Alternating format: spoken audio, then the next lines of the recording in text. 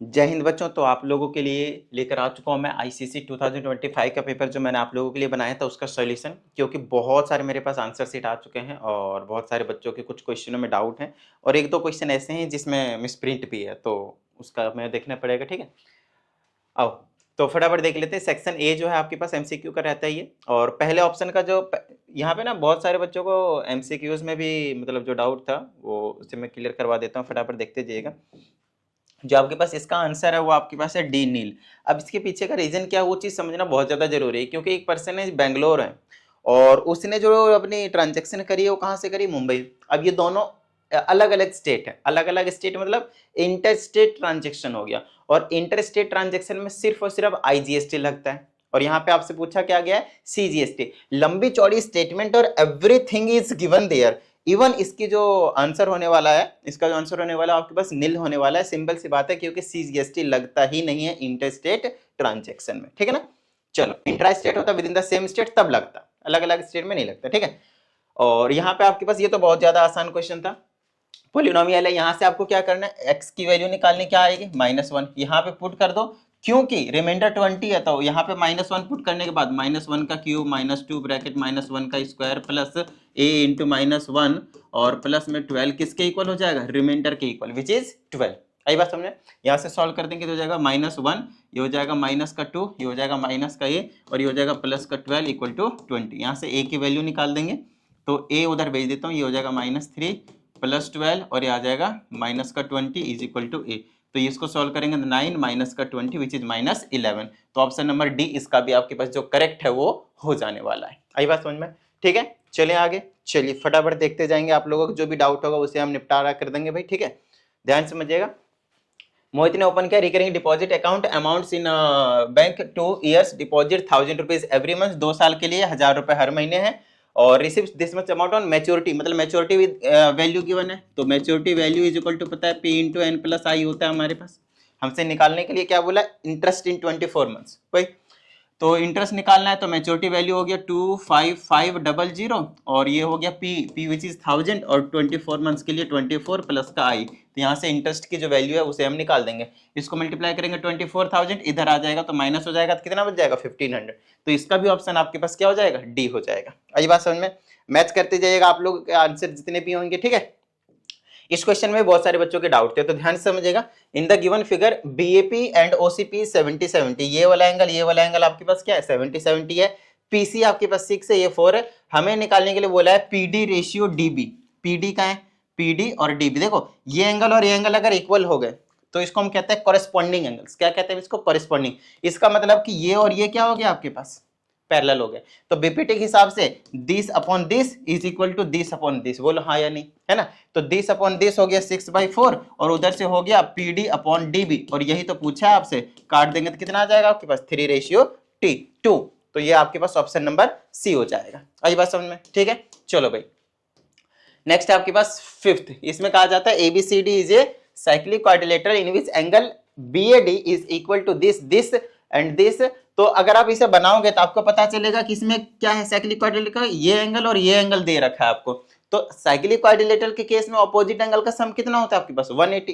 तो आपको कुछ नहीं करना, इस वाले वैल्यू को 2x + 5 को ऐड कर देना है इसके साथ x + 10 और उसे रख दो इक्वल टू 180, क्योंकि ऑपोजिट एंगल का सम कितना हो गया 180। ठीक है, supplementary 2x 1x 3x plus का 15 हो गया और इज इक्वल टू में आ गया 180। ये आ गया 3x इज इक्वल टू, इधर भेज देंगे तो बचेगा 165 और यहाँ से x की वैल्यू हो गई 165 डिवाइडेड बाय 3 होगा 3 × 5 = 15, फिर से 3 × 5 = 15, 55 डिग्री। Option number C. बताइए किस तरह की कोई प्रॉब्लम नहीं ना, डन।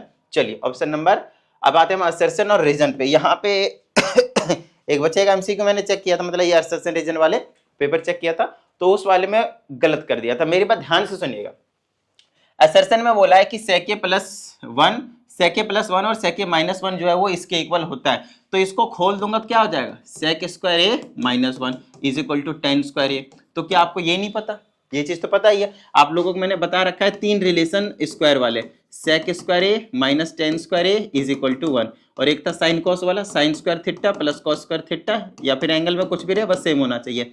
अगली चीज है आपके पास cosec square theta minus cot square theta ए यूज कर रहा हूं मैं यहाँ पे इज इक्वल टू में 1। ये 3 रिलेशन होते थे आपके पास स्क्वायर वाले, राइट। और यहाँ पे देखो भाई, यहाँ पे भी ये वाली भी तो सही है, बताओ हाँ या नहीं, है ना। तो ये वाली चीज और ये वाली चीज ध्यान से समझिएगा, ये वाली चीज और ये वाली मतलब दोनों इक्वल है। यहाँ पे ये भी आपके पास इक्वल है, दोनों के दोनों ट्रू है, दोनों के दोनों क्या है, ट्रू है, करेक्ट है।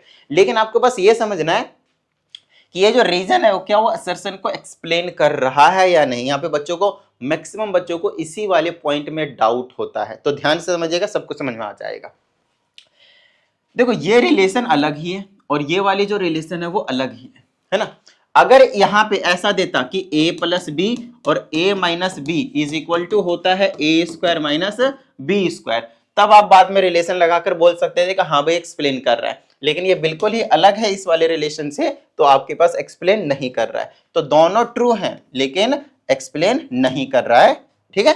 चलो भाई नेक्स्ट आपके पास 7th, इस वाले क्वेश्चन का जो एमसीक्यू है वो इसको आपको समझना 10 है, क्योंकि इसका जो आंसर आ रहा है वो 10 ही आ रहा है। बाय मिस्टेक यहाँ पे आपके पास एमसीक्यू के ऑप्शन जो गलत हो गया। इसका आप मीडियन निकालेंगे तो बीच के ये वाले 2 टर्म आएंगे, इन दोनों को जोड़कर 2 से डिवाइड करेंगे, मीडियन 12 है, इक्वल टू में 12 रखेंगे, यहाँ से सॉल्व करेंगे तो x की वैल्यू 10 आएगी। ये आपके पास इस एमसीक्यू की कहानी थी, ठीक है। चलिए 8th पार्ट देखते हैं। हाय हाय हाय, मैक्सिमम स्टूडेंट का डाउट होगा ये वाला क्वेश्चन 8th वाला। लेकिन आपको मैं बताऊं, जो मैंने आप लोगों को वन शॉट दिया हुआ है किसका, प्रोबेबिलिटी का, अगर किसी बच्चे ने प्रोबेबिलिटी उस वन शॉट को देख लिया होगा तो उसमें लास्ट में सिर्फ ये नहीं, इस तरह के 4 क्वेश्चन डिस्कस करे मैंने, 4 क्वेश्चंस, और उनमें से कोई सा भी एक एमसीक्यू में आने के मैक्सिमम चांसेस है। 4 क्वेश्चन डिस्कस करें, यहां तो मैं एक ही दिया हूं क्योंकि बट अब मेन चीज यहाँ पे ये है कि भाई एक ही चैप्टर से कितने एमसीक्यू दूं मैं यहाँ पे, लेकिन मैंने तो आपको 4 बताए वहां पे। तो वन शॉट जाओ, ध्यान से समझना, थोड़ा सा एक्सप्लेनेशन अच्छे से चाहिए। यहाँ पे इन शॉर्ट एक बताऊंगा, बाकी तो रह गए ना, तो उन 4 को वन शॉट देखो, बिल्कुल लास्ट में 5-7 मिनट में एक्सप्लेन करें, 10 मिनट में मेरे हिसाब से 4 क्वेश्चन को एक्सप्लेन किया है, और इसका आंसर 2/7 है। तो बाकी ये वाला जो कर रहे हैं ना वो बिल्कुल गलत है, इस बात का ध्यान रखें, ठीक है। चलो भाई 9th, इसमें हमसे कहा जाता है if sum of 3 consecutive terms of an AP, कभी भी सम या प्रोडक्ट दिया जाए एपी का, जीपी का, तो जनरल जो आपके पास टर्म्स होते हैं उसे हम कभी नहीं लिखते हैं। कैसे लिखते हैं, जब भी सम दिया एपी के लिए तो फर्स्ट कोई भी टर्म ला लो, उससे पहला वाला टर्म, उससे अगला वाला टर्म, ऐसे लेते हैं हम। तो ये 3 टर्म हो गए, तीनों टर्म का सम 24 दिया है, तो इक्वल टू में 24 रख दो जोड़ने के बाद, यहाँ से d कट जाएगा, 3a इज इक्वल टू 24 हो गया, a की वैल्यू 24/3 विच इज 8। तो ऑप्शन नंबर डी हो गया आपके पास इसका भी। आई बात समझ में, ठीक है। चलो भाई 10th नंबर में पूछा गया if brother and sisters age is proportional to mother and father age, क्या बात है, एंड ब्रदर मदर एंड, यहाँ तो मदर फादर सिस्टर सब कर दिया भाई, सिस्टर्स एज आर 8, 32, ये क्वेश्चन मैंने अपनी तरफ से बना कर दिया था, and 10 years respectively, then father's age. देखते जाओ कि कौन कौन आपके पास प्रोपोर्शनल में, brother and sister, brother and sister किसके प्रोपोर्शनल है, मदर एंड फादर के। हाँ तो यहाँ पे मदर एंड फादर लिख दो, ठीक है ना। तो अब ये एजेस चेक कर लो किसके किसके दिया, ब्रदर के 8 है, ठीक है ना, और मदर के आपके पास 32 है, और इसके ब्रदर के 8 है। तो आपके पास फादर का पूछा, यहाँ पे x रखो, क्रॉस मल्टीप्लाई करो, x की वैल्यू 40 ले जाओ, सो 40 years will be your answer. बताओ भाई किस तरह की कोई दिक्कत। ये जो 11th एमसीक्यू उसमें वो बहुत सारे बच्चों का जो डाउट है वो तो ध्यान से समझेगा, समझ में आ जाएगा। कहते हैं पर्सन इन्वेस्टेड 40,000, इन्वेस्ट किया 40,000, 50 रुपए का शेयर था, लेकिन बिलो 20% है, मतलब अगर 50 का था तो उसमें 20% लेस कर दो, तो मार्केट वैल्यू कितनी आ गई आपके पास, मार्केट वैल्यू आ गया आपके पास 10 रुपए कम जाएंगे, 20% इसका निकालेंगे तो 10 आएगा, लेस कर देंगे 40 आ जाएगा। टोटल इन्वेस्टमेंट 10 था, तो मार्केट वैल्यू से डिवाइड करोगे तो नंबर ऑफ शेयर आ जाएगा, टिडिंग टिडिंग कर तो 1000 शेयर आ गए, ठीक है। अब इसमें कहता है when price Ryzen bye 20% of the face value, अगर कहता है फेस वैल्यू से 20% अप गया, मेरी बात ध्यान सुनिएगा, फेस वैल्यू से 20% अप गया, मार्केट वैल्यू से नहीं कि मार्केट 40 का खरीदा 20% अप गया, नहीं, फेस वैल्यू स्पेसिफाई किया गया यहाँ पे, तो इसका 20% आपने निकालना, इसका 20% अगर आप निकालते हो तो कितना आ जाएगा मेरे पास, फिर से 10 आ जाएगा, फिर से 10 आएगा तो इसमें ऐड कर देंगे, अप हो गया ना, तो 60 रुपीज का हो गया। तो अब आपके पास कितने हो गया 60 का, और इसके पास 1000 शेयर थे, तो सेल प्रोसीड क्या हो जाएगा 1000 इंटू 60। सेल प्रोसीड क्या होता है, आपको कितना टोटल अमाउंट मिलेगा आपके अपने शेयर्स को सेल करने के बाद, so 60,000 will be your answer. आइए क्वेश्चन नंबर 12 क्या है आपके पास, if the roots of x square minus 2x plus k is real and unequal. देखो जब रियल एंड अनइक्वल होते हैं तब आपके पास d जो है वो सिर्फ ग्रेटर देन 0 होता है, ग्रेटर देन इक्वल टू 0 नहीं होता है। अगर आपसे सिर्फ रियल बोला है ना, सिर्फ रियल, ध्यान समझना, सिर्फ रियल, तब जाकर आप d is greater than equal to 0 कह सकते हो, क्योंकि इस केस में इक्वल रूट्स भी आते हैं तो भी रियल है और कुछ भी अनइक्वल आते हैं तो भी, तो ये दोनों केस को स्पेसिफाई करता है। But I have specified here, ये वाला भी क्वेश्चन मैंने अपनी तरफ से दिया है लेकिन बड़ा फील देने वाला क्वेश्चन है, ध्यान समझिएगा, ठीक है ना। तो हमसे पूछा है कि यहाँ पे के पे क्या कंडीशन लग रही है, greater than equal to, less than equal to, greater than और लेस देन, इस तरह की जो चीजें आपसे पूछी गई है। तो डी हमें पता है कि भाई बी स्क्वायर माइनस 4ac है which is greater than 0, b की जगह माइनस का 2 है तो माइनस 2 का स्क्वायर होगा, माइनस का 4 इंटू ए की जगह इंटू के की जगह पे सी की जगह के, और ये आपके पास ग्रेटर देन 0 हो जाएगा, ये 4 हो जाएगा, माइनस का ये भी 4 के इक्वल टू ग्रेटर मतलब ग्रेटर देन 0, 4 के दोनों तरफ ऐड कर दो बेशक, है ना, 4 के, चलो 4 ये वाला 4 सब्ट्रैक्ट करो दोनों साथ, इधर 4 के बच जाएगा, इधर सब्ट्रैक्ट करेंगे तो माइनस का 4, अब माइनस 4 से डिवाइड करेंगे तो इनक्वालिटी का साइन रिवर्स हो जाएगा, तो so k will be less than 1, k will be less than 1, option number B, k will be less than 1, ध्यान रहे। तो ये इनक्वालिटी वाला कॉन्सेप्ट इसमें हमने आपके सामने लगवा कर दे दिया था क्वेश्चन, ठीक है ना, क्वाड्रेटिक एंड इनक्वालिटी दोनों कंसेप्ट इसमें आ गए थे और दोनों ही के बड़े प्यारे प्यारे कॉन्सेप्ट थे। कहता है px is equal to y and x minus 1 are perpendicular, तो परपेंडिकुलर होते हैं उनके स्लोप का प्रोडक्ट हमेशा -1 के होते हैं, तो इसका स्लोप निकालो y is equal to mx, तो m हो गया ये, तो p हो गया m1 हो गया, और m2 यहाँ से निकाल लेंगे, दोनों को मल्टीप्लाई करेंगे, -1 के इक्वल रख लेंगे, यहाँ से m2 निकाल लो, तो ये हो जाएगा x minus 1 is equal to y is equal to mx plus c, ये आपके पास m, तो ये हो गया 1 इज इक्वल टू -1, तो p की वैल्यू क्या आ गया आपके पास -1, तो इसका ऑप्शन नंबर सी हो जाएगा, कोई दिक्कत नहीं भाई, ठीक है। 14 में आ गया आपके पास असर्शन एंड रीजन, ये मैट्रिक्स वाले हैं, ध्यान समझना, यहाँ पे मैंने जानबूझकर ये वाला कंसेप्ट दिया, आप क्लास 12th में मैट्रिक्स में ये चीज वापस पढ़ने वाले हो और बिल्कुल बिंदास तरीके से कई बार यूज करोगे, तो ध्यान से समझना इसको, ठीक है। हमसे कहता है ए आई इज इक्वल टू ए होने वाला है, ऑर्डर अगर आपके पास सेम है तो ध्यान समझेगा। अगर आप किसी भी मैट्रिक्स को, यही तो मैंने कंसेप्ट आपको समझाना था मैंने, किसी भी मैट्रिक्स को अगर आप आइडेंटिटी मैट्रिक्स से मल्टीप्लाई करते हो तो हमेशा आपको वही मैट्रिक्स मिलता है, दूसरा कुछ मिलता ही नहीं है। अब मल्टीप्लाई करके देख लो भाई, अगर आपको गलत लग रहा है कोई भी मैट्रिक्स का एग्जांपल ले लो है और उसको उसी ऑर्डर के आइडेंटिटी मैट्रिक्स से मल्टीप्लाई कर दो, आपके पास तैयार मिलेगा वापस वही वाला मैट्रिक्स, ठीक है। दूसरा रीजन दे रखा है कि ये और ये आपके पास 0 होता है, तो रीजन कहीं पे दिख रहा है आपके पास, ये वाला तो, अच्छा पहले ये देखते हैं, ये वाला तो आपके पास ट्रू हो गया, लेकिन इसको प्रोडक्ट करेंगे तो क्या 0 आएगा, नहीं आएगा, तो इसका मतलब ये वाला ट्रू है और ये वाला फॉल्स है, तो इसमें एक्सप्लेनेशन वाली तो कोई चीज है ही नहीं, एक ट्रू होगा एक फॉल्स होगा, assertion is true reason is false, पहला ही ऑप्शन हो गया आपके पास, पहला ही ऑप्शन हो गया भाई ये वाला, आई बात समझ में। चलो लास्ट एमसीक्यू करते हैं फिर हम क्वेश्चंस करना शुरू कर देंगे। इसमें कहते हैं कि which of the following is correct, इनमें से, तो आपको एक चीज बता दूं मैं, जितना ज्यादा इस वाले हाइट वाले बिल्डिंग वाले टावर से, बिल्डिंग से दूर होगा एंगल उतना ज्यादा कम होगा, तो यहाँ अल्फा सबसे ज्यादा है, फिर बीटा सबसे उससे कम है, और गामा सबसे ज्यादा क्या है, कम है, तो यहाँ पे आप चेक कर लोगे कौन सा ऑप्शन होगा, अल्फा सबसे ज्यादा होना चाहिए, अल्फा मतलब 30, 45 और 60 है, तो अल्फा की जगह 60 वाला ढूंढो, अल्फा की जगह 60 इसमें है और अल्फा की जगह 60 यहाँ है, तो या तो ये हो सकता है या तो ये, ठीक है ना, बीटा की जगह 45 होना चाहिए ये वाला, तो ऑप्शन नंबर ए ही हो गया, फिर गामा सबसे कम हो गया, जितना ज्यादा दूर उतना ज्यादा कम, तो ऑप्शन नंबर ए करेक्ट हो गया, ठीक है। ये हो गया आपके पास सभी के सभी एमसीक्यूज, कोई दिक्कत वाली बात नहीं भाई, सभी एमसीक्यूज मैंने आप लोगों को बता दिए। आइए अगले क्वेश्चन की ओर चलते हैं। अब हमारे पास ये वाला क्वेश्चन कि अगर हम इसको डिवाइड करते हैं कुछ, तो बताना है आपको कि भाई क्या होने वाला आंसर, ठीक है, ठीक है, करवा देते हैं भाई, कोई दिक्कत वाली बात नहीं, इसको इंसर्ट करते हैं ताकि स्पेस मिल जाए, हालांकि यहाँ भी हो ही जाता, कोई दिक्कत वाली बात है नहीं,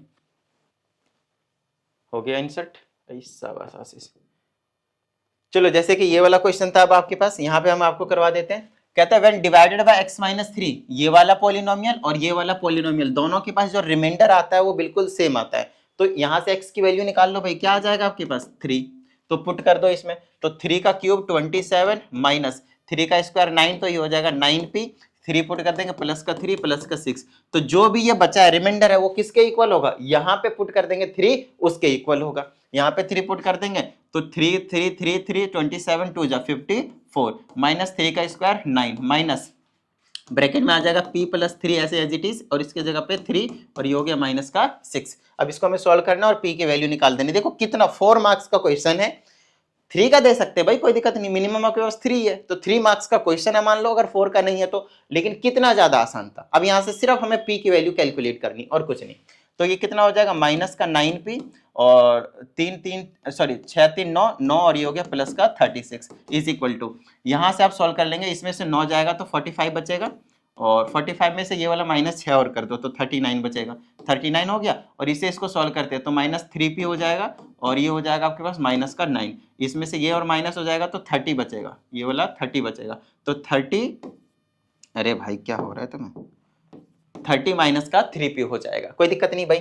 यहां से इसको इधर ले आता हो तो माइनस का 9p प्लस का 3p is equal to 30 minus का 6p, आई मीन 36 है ना। यहाँ से हो गया माइनस का 6p is equal to minus का कितना बचेगा 6, तो यहाँ से p की वैल्यू कितनी आ गई आपके पास 1 हो गया। क्वेश्चन देखो कितना ज्यादा आसान क्वेश्चन था, फ्री फंड के मार्क्स ले जाओ भाई, बताओ किसी भी तरह की कोई दिक्कत नहीं ना। चलिए अगले वाले क्वेश्चन के पास, जल्दी से निपटा देंगे पूरा का पूरा पेपर, कोई दिक्कत वाली बात नहीं है। चलो भाई, दूसरे में हमसे इसमें कहा जाता है कुछ कुछ चीजें, और कुछ कुछ चीजें जो भी कही जा रही है वो बहुत ज्यादा आसान है। तो मेन जो चीज है आपके पास वही समझना है कि इसमें एक्चुअल में क्या कहा गया और हमें क्या एक्चुअल में इसमें से निकालना है। देखो क्वेश्चन बहुत ज्यादा इजी सेट कर रखे मैंने, मतलब बहुत ज्यादा इजी तो मैं नहीं बोलूंगा, मतलब जिस हिसाब से आपके आते हैं ना क्वेश्चन मैंने उसी हिसाब से इसमें सेट करा हुआ है, तो मतलब बिल्कुल सही बात है, ये वाला बिल्कुल सही रहेगा आप लोगों के लिए। Find the equation of the line which is perpendicular to this, एक ऐसी लाइन की इक्वेशन निकालनी जो इसके परपेंडिकुलर हो, और दूसरी चीज passes through the point of intersection of, वो तो निकाला ही नहीं, क्या था उसमें वो देख लेते हैं।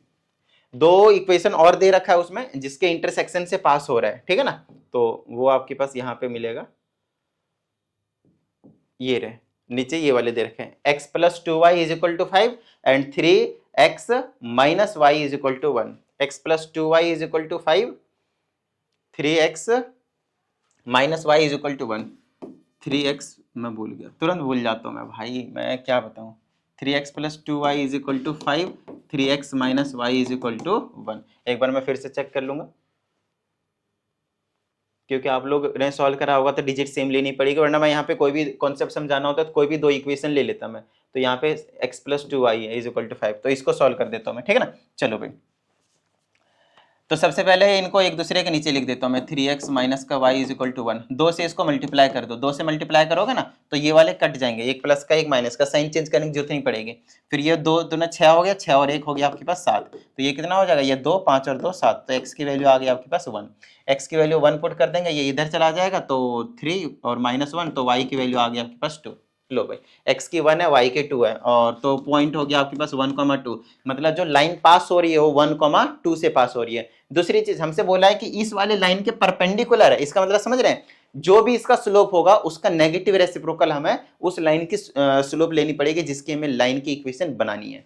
तो यहां से निकाल लूंगा तो आ जाएगा 3x minus 7 is equal to 4y, 4 को इधर भेज दूंगा तो इसके नीचे आ जाएगा, तो यहाँ से स्लोप आया 3/4, तो इस वाले लाइन जो लाइन की इक्वेशन बना रहे हैं उसकी स्लोप कितनी हो जाएगी m डैश मान लो -4/3, नेगेटिव रेसिप्रोकल, ऊपर नीचे करो साथ में माइनस साइन लगा। अब आपको स्लोप पता है और आपको ये पता है क्या कहते हैं पॉइंट पता है, तो y minus y1 is equal to m bracket x minus x1, बताओ किस तरह की कोई दिक्कत नहीं ना। तो ये हो जाएगा y माइनस y1 के जगह पे कितना हो गया आपके पास -4/3, तो ये +4/3 बना देता हूँ इज इक्वल टू स्लोप के जगह तो आपके पास कितना है, ए गलत बात भाई, पॉइंट लेना है, मैं तो स्लोप ले रहा हूँ यहाँ पे, y माइनस y1 की जगह कितना है 2 है इज इक्वल टू स्लोप की जगह पे -4/3 है, ब्रैकेट में x माइनस x1 की जगह पे 1 है, 3 को इधर भेज दो, ये हो जाएगा 3y माइनस का 6 इज इक्वल टू माइनस का 4x और प्लस का 4, इनको अंदर ले आओ तो ये हो जाएगा 4x प्लस का 3y और ये -6 चाहे तो आप उधर भेज दो तो इज इक्वल टू में 10 हो जाएगा, तो ये आपके पास इक्वेशन बन जाएगी, या फिर 10 अंदर रखो इक्वल टू में 0 रखो भाई माइनस लगा के, आई बात समझ में, ठीक है। चलें आगे, फाइन, तो इसको यहाँ पे हटा देते हैं और अगले वाले क्वेश्चन के ऊपर हम आ जाते हैं, ठीक है ना। तो सभी के सभी क्वेश्चन आपको करवा दिया जाएगा, टेंशन मत लीजिए। ये वाले तीसरे वाले में क्वेश्चन में भी बहुत सारे बच्चों का ना जो डाउट है वो काफी मतलब तगड़ा ही सही डाउट था कि सर ये क्वेश्चन कहीं गलत तो नहीं है। देखो क्वेश्चन गलत नहीं है, लेकिन क्वेश्चन ज्यादा कॉन्सेप्चुअल है और कुछ नहीं, तो ध्यान से समझेंगे इस वाले क्वेश्चन को, यहीं पे हवा में समझा दूंगा मैं आप लोगों को। कहते हैं FDE 55 है, तो लिख दो यहाँ पे ये वाला जो एंगल है वो 55 है, ठीक है। दूसरा बोलता है ABF आपके पास 60 डिग्री है, तो ये वाला आपके पास एंगल क्या है 60 डिग्री है। एक चीज बताइए, ये सेंटर था, ये रेडियस था, ये टेंजेंट था, रेडियस टेंजेंट मीट करते हैं तो कितना होता है आपके पास 90 होता है। तो ये वाला अगर 55 था तो ये कितना बच गया आपके पास 35 बचा या नहीं बचा, बस ये बता दो। यहां से कंस्ट्रक्शन कर दो ताकि आपको पता चले ये और ये आपके पास क्या है, तो ये 35 है तो ये भी कितना हो जाएगा आपके पास 35, क्योंकि आइसोसेलेस ट्रायंगल बना लेगा, है ना। Sides opposite equal sides are equal, angles are equal, या फिर angles equal to opposite sides are equal, ठीक है। अच्छा ये 60 था तो ये वाला रेडियस था, ये टेंजेंट 90 हो गया, तो ये एंगल कितना बच गया 30 का बचा, ये 30 का, तो ये भी कितना हो गया 30 का, 30 और 35 टोटल कितना हो गया 65। तो ये वाला सेंटर वाला एंगल यही यार दोनों जगह बना रहा है, सेंटर पे और यहाँ पे भी, तो इसी एंगल का ये डबल होगा तो कितना हो गया 130। ये 130 है तो ये वाला क्वाड्रिलेटरल है देखो, जिसमें ये 90 और ये क्या है आपके पास 90 है, तो ये एंगल कितना हो जाएगा आपके पास 50, है ना। क्यों, ऑपोजिट एंगल का सम 180 होगा, क्योंकि ये और ये 90 90 180 ऑलरेडी बना चुका है ना। तो ये 130 है तो ये वाला कितना हो गया आपके पास 50 हो गया। लो भाई मैंने मेरे हिसाब से सभी के सभी एंगल निकाल दिए जो आपको यहाँ पे पूछा जाएगा। देख लेते हैं एक बार, चेक कर लेते हैं, जरूरी है। कहता है ओ एफ बी निकालो, ओ एफ बी, ओ यहाँ है, एफ यहाँ है, बी यहाँ है, ये वाला 30 हो गया, ठीक है। कहता है ओ एफ डी निकालो, उधर से 35 हो गया। बी ओ डी निकालो, सेंटर वाला एंगल 130 हो गया। बी सी डी निकालो, बी सी डी निकालो 50 हो गया। लो भाई सभी के सभी क्वेश्चन के पार्ट हमने आपको करवा दिए। आई होप आप लोगों को समझ में आ गए होंगे। आओ भाई क्वेश्चन नंबर 3 की ओर चलते हैं, उसके बाद आपका कंपलसरी वाला जो सेक्शन है वो खत्म हो जाएगा। One more thing, question number 3 का जो जीपी है वो मैं देना ही भूल गया था। ध्यान से समझिएगा, क्वेश्चन नंबर 3 का जो जीपी है वो मैं आप लोगों को देना ही भूल गया था, और अब मैं देख लेता हूं कि क्या है उसका जीपी और मैं आप लोगों को सॉल्व करवा देता हूं, ठीक है ना। इसका जीपी है 2/9 - 1/3 और सम कितना है 55/72। तो यहां पे आ जाते हैं हम, और आप लोगों को बता देता हूं कि जीपी था 2/9 -1/3 और 1/2। इनमें से कितने टर्म्स को ऐड किया जाएगा कि आपका जो सम है वो 55/72 है, वो आपके पास मिल जाएगा। आई बात समझ में, ठीक है। चलो भाई, तो ये आपको पता है ये ए हो गया 2/9, है ना। आर निकालेंगे तो -1/3 डिवाइडेड बाई 2/9 हो जाएगा, हो जाएगा -1/3 इंटू 9/2। ये इसे इसको काट देंगे 3 हो जाएगा, तो -3/2। आर की वैल्यू क्या हो गया -3/2। अब आपको एक चीज पता है, आर की वैल्यू यहाँ पे लेस देन 0 है, तो लेस देन 0 वाला फॉर्मूला लगा देंगे भाई। तो यहाँ पे एस एन मतलब सम का फॉर्मूला हो जाएगा a ब्रैकेट 1 - r की power n divided by 1 - r। बताओ भाई आ गई ना बात समझ में, ठीक है। ठीक है, तो अब आपको यहाँ पे क्या करना है, सिर्फ वैल्यूज को पुट करने, इसके जगह 55/72 रख देते हैं। 55/72 ए की जगह आपके पास दिख रहा है कितना है 2/9 है, और यहाँ पे 1 माइनस का आर की जगह पे -3/2 है, और इसकी पावर में एन ही तो आपको निकालना है, और डिवाइडेड बाय में क्या है आपके पास 1 माइनस आर, है ना। तो ये हो जाएगा 1 माइनस और -3/2 आर की वैल्यू रखेंगे तो प्लस का 3/2 हो जाएगा। बस इसे हमें सॉल्व करना है, हमारा काम जो है वो बन जाएगा। ध्यान समझिएगा, इसको अगर मैं ऐड कर देता हूँ तो कितना आ जाएगा 5/2, तो 5/2 इधर ले आऊंगा तो 55/72 के साथ आ जाएगा 5/2 मल्टीप्लाई में, इधर डिवाइड में था, और ये 2/9 है ना, तो उसको 9 इधर आ गया, रेसिप्रोकल हो जाएगा, तो 9 और नीचे 2 हो जाएगा, इज इक्वल टू 1 -3/2 की पावर आपके पास यहाँ पे जो 9 है वो आपको यहाँ पे देखने को मिलेगा। चलो भाई इसको सॉल्व कर देते हैं, काटापीटी करते हैं, 9 8 72, ठीक है, बस इतना ही रहेगा और कुछ नहीं कटेगा। 5 25 के 5 बच गए 2, 5 25 2 27 डिवाइडेड बाय 8 दूना 16 दूना 32 इज इक्वल टू 1 -3/2 की पावर n, और उसके बाद का काम बिल्कुल आसान, ठीक है ना। ये वाला माइनस वाले को इधर ले आओ तो -3/2 की पावर n रहेगा, प्लस का हो गया ये देखो, और इज इक्वल टू में 1 - 275 डिवाइडेड बाई 32 हो जाएगा, ठीक है। यहां से अगर आप सॉल्व करेंगे तो -3/2 की पावर n हो जाएगा, इज इक्वल टू 1 ले एलसीएम ले, तो ये हो जाएगा आपके पास 32, और ये हो जाएगा 32 - 275, इधर भी माइनस का रहेगा, और बेस आपको यही देखने को मिलने वाला है -3/2, है ना, -3/2, ताकि n की वैल्यू आपके पास तुरंत निकल कर आ जाए। -3/2 की power n is equal to, इसको सॉल्व कर दो तो कितना आ जाएगा माइनस का 243 डिवाइडेड बाई 32। आगे बात समझ में, तो देखो ये वाले कितने हो गए आपके पास -3/2 की पावर n, इसको पता है क्या लिख सकते हो आप -3/2 की पावर 5 लिख सकते हो, आप खोलकर चेक कर सकते हो, कोई दिक्कत नहीं है। मुझे थोड़ा सा एक्सपीरियंस हो चुका है, मतलब क्वेश्चन करवे करते हैं तो याद रह जाती हैं चीजें। तो यहाँ पे देखो बेस सेम है तो पावर क्या होगा इक्वल, तो n की वैल्यू क्या आ गया आपके पास 5।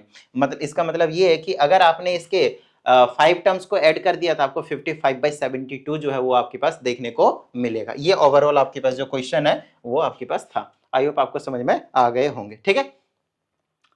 चलिए अगले वाले पार्ट की बात करते हैं। तो इसमें आपको दिया हुआ है कंस्ट्रक्शन। तो कंस्ट्रक्शन तो देखो आसान सा क्वेश्चन है, देख लेते हैं फटाफट। इसमें कहा जाता है use the ruler and compass for this, यही वाला क्वेश्चन है ना भाई, इससे पहले, हाँ ठीक है, ये वाला आपके पास। इसमें कहा जाता है use the ruler and compasses only to construct where, देखो इधर ए बी दिया है, बी सी दिया है और एंगल ए बी सी दिया है, तो पहले बी सी बना लेना ऐसे करके, यहाँ पे बी यहाँ पे सी। उसके बाद ये 6 सेंटीमीटर हो गया, क्या था बी पे 60 डिग्री है, तो वो तो सबसे आसान काम हुआ ट्रेडिंग करके 60 डिग्री। ए बी 3.5 है, यहाँ से यहाँ तक एक आर्क मारो 3.5 का और ऐसे ज्वाइन कर दो, तो यहाँ पे ए बी सी आपके पास रिक्वायर्ड ट्रायंगल मिल जाएगा। बाद में हमसे कहता है construct the locus of a point inside the triangle which are equidistance from B A and B C. ये रहा बी ए एंड ये रहा बी सी, मतलब इस वाले एंगल का हाफ करना है, ऐसे करके आता है ना आप लोगों को हाफ करने के लिए। तो ये वाला आपके पास क्या हो जाएगा, equidistance from B A and B A, B C and B हो जाएगा हर एक पॉइंट, ठीक है, ये इसका लोकस हो गया। अगले में कहता है construct the locus of the point inside the triangle which are equidistance from B and C. मतलब पॉइंट बी और पॉइंट सी, देखो जब दो साइड से इक्विडिस्टेंस बोले तो एंगल बाइसेक्टर, दिमाग में घुसा लो इसको। जब दो पॉइंट से इक्विडिस्टेंस बोले तो परपेंडिकुलर बाइसेक्टर। तो इस पॉइंट में कंपास की नींव रखो ना, ट्रेडिंग करके दोनों तरफ आर्क मार दो, इसको विदाउट डिस्टर्ब किए कंपास को यहाँ पे भी रखो, मोर देन हाफ खोला हुआ है, ठीक है ना, ट्रेडिंग करो और ऐसे घुमा दो, तो ये वाला जो लाइन जा रहा है वो परपेंडिकुलर बाइसेक्टर का काम करेगा। किसका काम करेगा, परपेंडिकुलर बाइसेक्टर। अगले में कहता है construct the locus of a point inside the triangle which are equidistance from, ये तो ये भी कर दिया। अगला कहता है mark the point P which is equidistance from A B A C and also equidistance from A B and C. तो यहाँ पे इसका जो पॉइंट ऑफ इंटरसेक्शन होगा ना वही काम करेगा। ये वाला जो पॉइंट ऑफ इंटरसेक्शन है वो इस लाइन से भी इक्वल डिस्टेंस पे होंगे और इस वाले पॉइंट से भी इक्वल डिस्टेंस पे ही होंगे, ये कहना चाहता है, ठीक है। बड़ा इंपॉर्टेंट क्वेश्चन था और ये तो सबसे ज्यादा इंपॉर्टेंट वाली लिस्ट में बताया था कि ताकि इससे आपका जो कॉन्सेप्ट है ना वो आपके पास क्लियर हो जाए, ठीक है। इसमें अगले में कहा जाता है use the graph paper two answer the following questions, और ग्राफ पेपर है तो देखो ये वाला जो क्वेश्चन है वो मैंने ग्रुप में शेयर किया, मेरे बात ध्यान से सुनिएगा। इस वाले का जो ग्राफ में बनाया हुआ जो शेयर किया है मैंने सॉल्यूशन एक बच्चे का, उसके लास्ट में बना रखा है वो सही है, तो उसमें उससे आप एक बार चेकआउट कर लीजिएगा अपने वाली जो भी आपने बनाए हुए ना, क्योंकि इसको ग्राफ में बनाऊंगा तो ही आपको बेटर समझ में आ जाएगा और वहां पे बनाया हुआ है आप लोगों के लिए, ठीक है। चलिए नेक्स्ट क्वेश्चन है आपके पास। इसमें कहा जाता है Rohit invested this much amount this changing to, ठीक है, तो कर लेते हैं। इसमें देखो आसान सा क्वेश्चन है, ध्यान समझिएगा। रोहित ने इन्वेस्ट किया दिस मच अमाउंट, 100 रुपीज का शेयर था, 20 रुपीज प्रीमियम का, इसका मतलब 9600 इन्वेस्ट किया था और 120 का एक शेयर पड़ा था, 12×96, तो टोटल नंबर ऑफ शेयर जो थे वो आपके पास 80 निकल कर आ गए। So this is your first part answer, original number of shares. बाद में कहता है कि Rohit sold shares when the price rose to 160, 120 का खरीदा था 160 का हो गया, इनके पास 80 शेयर थे, 16 128 होता है शायद, और इस डबल जीरो आ गया 12,800 हो गया, 1685 1696 16 112 16 128 सही है, तो 12,800 रुपए क्या आ जाएगा, इसके सेल प्रोसीड हो जाएगा, ठीक है। दूसरे में कहता है न्यू नंबर ऑफ शेयर के लिए इसमें कुछ बता रखा होगा कि ये जो ही इन्वेस्टेड द प्रोसीड्स, जितने भी इनको अमाउंट मिला एक्सक्लूडिंग डिविडेंड, यहाँ पे डिविडेंड को इंक्लूड नहीं करना कि अलग डिविडेंड भी लगाओ, नहीं, सिर्फ ये वाला अमाउंट कह रहा है। किस पे इन्वेस्ट किया, 10% पे, 50% का शेयर, लेकिन खरीदा 40 का है, तो इसको डिवाइड कर दो 40 से, 0 0 कैंसिल, 4 12 4 दूनी 320, तो अब ये जो शेयर खरीद रहे हो वो कितना हो गया आपके पास 320। बताओ भाई किस तरह की कोई दिक्कत। बाद में कहता है चेंज इन टू डिविडेंड्स का क्या मतलब है भाई, ध्यान समझना। पहले इनको कितना डिविडेंड मिलता था, पहले इनके पास 80 शेयर्स थे, number of share into face value कितनी थी 100 थी, रेट कितना था 8/100, इसे ये कैंसिल हो गया 88 64, 640 रुपए पहले मिलता था डिविडेंड। बाद का डिविडेंड कितना हो गया जब इनके पास नंबर ऑफ शेयर 320 हो गए थे, फेस वैल्यू इनकी 50 थी और रेट ऑफ डिविडेंड कितना आपके पास 10%, तो 10/100, 50 से काट दो, ये 2 बार में 2 से इसको काट दो 5 बार में, 32 5 160, तो 1600 रुपए आ गया। इसमें से इसको माइनस कर दो कितना आ जाएगा 960, तो 960 रुपीज क्या आ जाएंगे आपके पास चेंज इन एनुअल डिविडेंड्स। दोनों पहले कितना कमाता था, बाद में कितना कमाता था, और दोनों में चेंज कितना आ गया। देखो बेसिक सा क्वेश्चन था, लेकिन इसमें जो भी चीजें पूछी गई थी ना बहुत ज्यादा इंपॉर्टेंट, बहुत ही ज्यादा इंपॉर्टेंट। आगे बात समझ में, ठीक है। अब ये वाला क्वेश्चन बताओ भाई किसी भी तरह की कोई दिक्कत आएगी क्या, इतना आसान क्वेश्चन, देखो फटाफट सॉल्व कर दो इसको। अगर मैं सॉल्व करता हूँ, देखो 2 क्वेश्चन बनाने हैं, इसको ना उधर ले जाकर सॉल्व करवा देता हूँ मैं आप लोगों को, ज्यादा अच्छे से समझ में आ जाएगा। आजा बच्चा शेर, ठीक है, ये गया और ये गया। और रियल नंबर लाइन पे भी रिप्रेजेंट करने में कुछ बच्चे थे जो बता रहे थे कि सर हमें प्रॉब्लम आ रही है, तो ठीक है समझ लेना इस वाले से, है ना, समझा देंगे आप लोगों को। यहाँ पे सिर्फ यही नहीं समझाऊंगा, रियल नंबर लाइन पे और भी अगर कुछ दूसरे आंसर्स आते हैं तो उनको कैसे आपको रिप्रेजेंट करना होता है वो भी मैं आप लोगों को समझाऊंगा, ठीक है। तो इसमें आपके पास -x/3 less than equal to x/2, इसको तोड़ दूंगा, 3 एकम 3 एक 4/3, तो माइनस का 4/3 है। फिर इधर भी वही आ जाएगा, x/2 - 4/3 इज लेस देन 1/6। ये दो आपके पास इनक्वालिटी में था, तो 2 क्वेश्चन में आपने तोड़ दिया। बस इसको सॉल्व करना शुरू कर देंगे। x वाले को एक तरफ कर देता हूं, तो x/3 दोनों तरफ ऐड कर देता हूं, तो इधर बन जाएगा 0, इधर बन जाएगा आपके पास 0, less than equal to x/2 plus x/3 हो गया, और ये इधर ले आऊंगा तो प्लस का हो जाएगा 4/3। इन शॉर्ट थोड़ा सा जल्दी कर रहा हूँ, ये less than equal to LCM ले लेंगे तो कितना आ जाएगा आपके पास 3x/2x डिवाइडेड बाय में 3 2 6, तो 6 से मल्टीप्लाई कर दो बोथ साइड, तो यहाँ पे भी 6 से मल्टीप्लाई, यहाँ पे भी 6 से मल्टीप्लाई, 6 ले डूबा, ये 3 दूना 6 और 4 दूनी 8, less than equal to 3 2 5x। आई बात समझ में, ये हो गया आपके पास 5x। अरे भाई क्या दिक्कत हो जाती है, तो मैं 5x यहाँ से 5 से डिवाइड करेंगे तो कितना हो जाएगा 8/5 less than equal to x। बस इसको यहीं पे छोड़ दो और इस साइड वाले को हम सोल्व करना शुरू कर देंगे। सेम वही वाली कहानी हो जाएगी, ये 4/3 है तो ये हो जाएगा 3x, और ये हो जाएगा माइनस का 8 डिवाइडेड बाय में 6 लेस देन 1/6। 6 से दोनों साइड मल्टीप्लाई करेंगे तो ये उड़ जाएंगे, और यहाँ से हो जाएगा 3x, ये उधर चला जाएगा, लेस देन 9 हो जाएगा, है ना, समझ रहे हो, तो x की वैल्यू लेस देन 3 हो जाएगी। तो अब देखो x की वैल्यू पे हमने कंडीशन लगा दी कि वो ग्रेटर देन x जो है ग्रेटर देन इक्वल टू 8/5 है, which is you can divide it also. ये कितना हो जाएगा मेरे पास 1.3 बचेगा ना, तो 1.6 हो जाएगा, एंड लेस देन आपके पास 3 हो जाएगा। अब इसको आपको क्या करना है, नंबर लाइन पे रिप्रेजेंट करना है, नंबर लाइन पे। तो आपको क्या करना है, पहले तो नंबर लाइन बना लेना है भाई। तो ये मेरे पास नंबर लाइन है, यहाँ पे कहीं पे आपके पास क्या है 0 है, फिर यहाँ 1 है, फिर यहाँ 2 है, फिर यहाँ 3 है, फिर यहाँ 4 है, फिर यहाँ पे -1 है, फिर यहाँ पे -2। इस तरह की जो चीजें आपके पास गिवन होंगे यहाँ पे, कोई दिक्कत वाली बात नहीं, ठीक है। अब कहता है -1.6 है, नो नो नो नो, सिर्फ 1.6 है। 1.6 कहाँ पे आ जाएगा, लगभग यहाँ पे। तो आप इसको ऐसे करेंगे और इसको डार्क कर देंगे, क्योंकि ये क्या आपके पास देखो इंक्लूडेड है, इक्वल टू का साइन, मतलब ये भी इंक्लूड होगा आंसर में। फिर इधर से ग्रेटर जा ही रहा है, जा रहा है, कहां तक जा रहा है 3 तक, तो यहां तक आएगा आपके पास। ऐसे पूरे को डार्क करना, ध्यान से समझना, क्योंकि ये रियल नंबर है, तो रियल नंबर लाइन का हर एक वैल्यू आपके पास आने वाला है, हर एक वैल्यू आपके पास आने वाला है। तो इसको पूरे लाइन को डार्क करते हुए चले जाना है, और यहाँ पे आपके पास इस तरह से करके छोड़ देना है, सर्कल लगाकर, उसको डार्क नहीं करना, क्योंकि यहाँ पे ये वाले इंक्लूडेड नहीं है। ये तो बात हुई रियल की, लेकिन तब का क्या जब रियल ना दिया हो। इसमें अगर आपसे बोल दे कि होल नंबर, तो इसके बीच का होल नंबर कौन कौन सा आएगा, इसके और इसके बीच का सिर्फ 2 आएगा। तो जब रियल नंबर पे रिप्रेजेंट करेंगे तो सिर्फ और सिर्फ आपको ऐसे कर देना, 2 पे ऐसे करना और डार्क, कहीं और कुछ भी करने की जरूरत नहीं है। अगर आपको नेचुरल नंबर बोले तब भी यही वाला आ जाएगा, क्योंकि नेचुरल नंबर भी आपके पास 2 ही आने वाला है आपके पास उसमें आंसर। तो इस तरह से पर्टिकुलरली बताना होता है जब सॉलिड होता है, नहीं तो रियल नंबर में सभी को डार्क करते हुए चले जाना है। आई आप लोगों को समझ में आ गया होगा ये वाला भी क्वेश्चन, ठीक है। आगे के क्वेश्चनों की हम बात कर लेते हैं फटाफट, ट्रिंग करके हमें ये वाले क्वेश्चन को प्रूव करना है। इस वाले क्वेश्चन को मैंने पता नहीं कितने बार करवाया हुआ है, एक्सरसाइज में भी और क्या कहते हैं वन शॉट वाले में भी, इंपॉर्टेंट वाले क्वेश्चन में भी, लेकिन उसके बाद भी बच्चों को समझ नहीं आ रहा है, सर करें तो करें क्या। ध्यान से समझना इसको, इस टाइप ऑफ क्वेश्चंस में डिवाइड क्या करो हमेशा चीजों को, जितने भी कोई भी चैप्टर है ना उसमें टाइप ऑफ क्वेश्चंस में डिवाइड क्या करो। ये नहीं कि नंबर ऑफ क्वेश्चंस आप कर रहे हो, number of questions does not matter, ध्यान समझना। अब बोलोगे सर हम तो प्रैक्टिस ही नहीं करेंगे अब ज्यादा क्वेश्चन, प्रैक्टिस करो, लेकिन चीजों को कैसे करनी वो ज्यादा इंपॉर्टेंट है।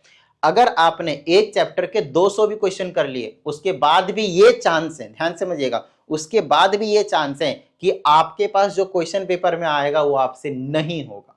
लेकिन अगर एक बच्चा है जिसने सिर्फ और सिर्फ 20 क्वेश्चंस की प्रैक्टिस किया, देखिएगा कितना हो रहा है, 1/10 कर दिया मैंने, देख लो यहाँ पे 200 क्वेश्चन से सीधा 20 क्वेश्चंस पे लिया, उसके बाद भी उसकी 99.99% चांसेस है कि वो जो क्वेश्चन आएगा पेपर में वो आराम से हंसते खेलते कर देगा, यहां तक कि उसको उसका आंसर भी पता होगा। आई बात समझ में? तो अब इसके पीछे का क्या लॉजिक है सर? ये कम नंबर, कम क्वेश्चन में आप ज्यादा नंबर दिला रहे हो, ज्यादा वाले में आप कह रहे हो कि भाई कंफर्मेशन नहीं है। उसके पीछे का रीजन होता है टाइप ऑफ क्वेश्चंस, कि आपको जो सॉल्व करने रहते हैं वो टाइप ऑफ क्वेश्चन सॉल्व करने रहते हैं, नंबर ऑफ क्वेश्चंस नहीं।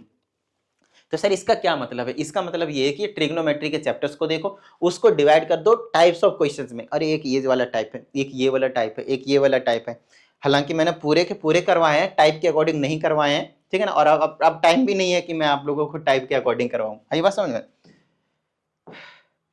ठीक है, बट फिर भी आप लोग कोशिश किया करो। अब जैसे कि इस टाइप का क्वेश्चन है, तो इस टाइप के क्वेश्चन में क्या करना है, ध्यान से, जैसे कॉसेक और कॉट है ना, तो इसमें एक ही आइडेंटिटी लगती है आपके पास, cosec square A minus cot square A is equal to 1। मतलब 1 के जगह पे ये वाली चीज पुट करनी होती है, ये वाली चीज पुट करनी होती है। लेकिन इसका एक और कंसेप्ट होता है कि इस साइड लाना तो कुछ है, क्या है वो चीज समझना। ये साइन इसके नीचे भी जाएगा, इसके नीचे भी, इसके नीचे जाएगा तो कॉसेक ए बना लेगा, और इसके नीचे जाएगा तो क्या बना लेगा, ये कॉट ए बना लेगा। आई बात समझ में? इसके नीचे जाएगा तो क्या बना लेगा, कॉट ए बना लेगा। अब बात आती है सर हमें तो लाना ये है, तो 1 के जगह पे ये वाली चीज पुट करेंगे, यहां पे और यहां पे नहीं, यही तो गलती कर दोगे। यहां पे और यहां पे पुट नहीं करना है। कहां पे पुट करना है? आपको ये देखना है कि ये जो कॉसेक और कॉट के टर्म में जो लाना है, ध्यान से ना, आपको ये चीज लानी है, ये नहीं, ये चीज लानी है, इस पे फोकस करना है आपको, ठीक है। डिवाइड कर लेना साइन कॉस में हो तो ये चीज जो लानी है वो क्या न्यूमरेटर में है या 1 अपॉन के समथिंग डिनोमिनेटर में है बेसिकली? तो आपको न्यूमरेटर में दिख रहा है, तो सिर्फ और सिर्फ आपको न्यूमरेटर वाले 1 के जगह पे ये वाली चीज पुट करनी है, डिनोमिनेटर वाले की जगह पे नहीं। और अगर डिनोमिनेटर में आए तो डिनोमिनेटर वाले का जगह पे पुट करना है, न्यूमरेटर वाले को जगह पे नहीं। इसको साइन कॉस में चेंज करके सॉल्व करने की कोशिश मत करना, करते रह जाओगे, 3-4 पेज खराब कर दोगे, टाइम खराब कर दोगे, आंसर नहीं आएगा। आई बात समझ में? ठीक है, चलो तो पुट करना शुरू कर देते हैं। आपको बता दिया कंसेप्ट, ये हो जाएगा cot A plus cosec A. आई बात समझ में? माइनस का 1 की जगह आप पुट कर देंगे कॉसेक स्क्वायर ये। और देखना अभी ये जो मेथड आपको करवा रहा हूं मैं, उसे देखना कितनी जल्दी कर लोगे और बिल्कुल बिंदास कर लोगे। नीचे एज इट इज रखना है आपको, नीचे छेड़छाड़ करनी ही नहीं है आपको, ठीक है। Cosec A plus cot A, तो यह आ जाएगा आपके पास cot A plus cosec A, cot A plus cosec A minus, यहाँ पे क्या लिखोगे, A square minus B square को, इसको आप लिख दोगे ए प्लस बी, ध्यान समझिएगा, ए प्लस बी और ए माइनस बी और ए माइनस बी। आगे बात समझ में, a plus b and a minus b. आगे बात समझ में, a square minus B square को क्या लिख दिया, a plus b and a minus b. Got it? आप साइड में फॉर्मूला लिखकर दिखा सकते हैं। नीचे वाले को एज इट इज छोड़ दो, कॉट a माइनस का कॉसेक a। देखो हमारा आंसर आ चुका है। बोलेगे सर ये कैसी जादू दिखा रहे हो? चलो देखो अभी जादू दिखाते हैं। ये वाली टर्म देखो और यहाँ पे ये वाली टर्म देखो, सेम सेम नहीं है, तो कॉमन लेके बाहर फेंक दो भाई, तो ये हो जाएगा cot A plus cosec A. कोई दिक्कत नहीं भाई, ठीक है ना। तो यहाँ पे ब्रैकेट शुरू, यहाँ पे क्या बचा 1, बीच में माइनस, ये वाली गया तो ये वाली बचा, लेकिन ये माइनस दोनों का साइन चेंज करेगा तो ये हो जाएगा माइनस का कॉसेक ए और हो जाएगा ये प्लस का कॉट ए। बताओ किस तरह की कोई दिक्कत? और नीचे जो था वही पटक दो, ये हो जाएगा कॉट ए माइनस का कॉसेक ए और प्लस का 1 भी तो था, यहाँ लिखा नहीं, प्लस का 1। अब आपको देखना है कि ये ऊपर वाली ब्रैकेट, आंसर तो हमें यही चाहिए था, देख लो अच्छे से। अब इसको और इसको काट दो, क्यों? क्योंकि दोनों सेम है। आप मिला लोगे, आगे पीछे होंगे, लेकिन साइन चेक करना है कि सबका सेम है या नहीं है। आई बात समझ में? तो कट जाएंगे। तो क्या बचा, ये cot A plus cosec A, ठीक है। ये चीज साइन कॉस में लाना था, इसको लिख दो कॉस बाय साइन और इसको लिख दो 1 बाय साइन। आई बात समझ में? इसको लिख दो 1 बाय साइन। लो भाई हो गया प्रूफ, 1 प्लस कॉस है या फिर कॉस ए प्लस 1, कोई दिक्कत वाली बात नहीं, अपन में साइन, ये यही तो आपको प्रूफ करना था। देखो क्वेश्चन बड़े प्यारे प्यारे होते हैं, सिर्फ आपको कॉन्सेप्ट समझना है ना। उसके बाद कुछ क्वेश्चनों की प्रैक्टिस कर लेनी है उसी के टाइप के बेस पे, ठीक है। चलो भाई, तो क्वेश्चन नंबर 4 भी मैंने आप लोगों को करवा दिया। तो अरे भाई कहाँ कहाँ जा रहे हो तुम? तुम्हारे यहाँ जरूरत है, तुम जा रहे हो, बताओ।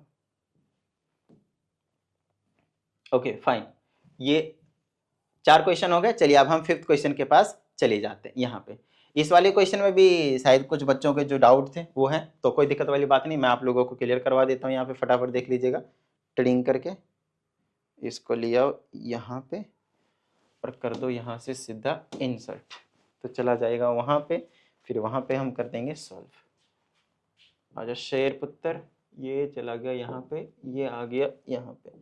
चलो भाई देखो कहता है एबीसी एक राइट एंगल ट्रायंगल है, जहां पे आपको साफ साफ दिख रहा है ये सारी चीजें गिवन है। हमसे प्रूफ करना है ADE, triangle ADE is similar to triangle ACB. इसको सिमिलर प्रूफ करना है, तो पहले बना लो एडीई, ऐसे बना लो कॉरेस्पॉन्डिंग साइड्स के अकॉर्डिंग, एडीई, क्योंकि डी पे 90 डिग्री बोल रखा है, यहाँ पे देख लो, नहीं ई पे बोला है। ई पे बोला है तो AED बनाओ, ऐसे करके ना सिंपल बनाओ, AED बनाओ, ऐसे बनाओ, नामकरण AD होगा, कोई दिक्कत वाली बात नहीं है। दूसरे वाले का भी नाम जिस हिसाब से दिया ना ऐसे करेंगे, ACB, तो पक्का उसमें B पे 90 डिग्री होगा, देख लो अच्छे से। तो ADE इधर भी, इसमें भी ऐसे ही जाएंगे, ACB, है ना, दिक्कत नहीं आएगी। अब लिखते जो भी इंफॉर्मेशन इसमें गिवन है, और सबसे पहली बात इसको हमें क्या करना है, प्रूफ करना है। क्या प्रूफ करना है कि ये आपके पास क्या है, सिमिलर है। तो सिमिलर प्रूफ करने के लिए देखोगे एक 90 डिग्री और एंगल ये दोनों में कॉमन है, देख लो अच्छे से। तो ये हो गया ना सिमिलर, फटाफट खत्म बात। दूसरे में क्या था, AC 15 है, AC आपके पास 13 है, 15 नहीं, BC की वैल्यू 5 है, तो ये वाले निकाल लोगे तो ये 12 निकल जाएगी, पाइथागोरस से 90 डिग्री है, ठीक है ना।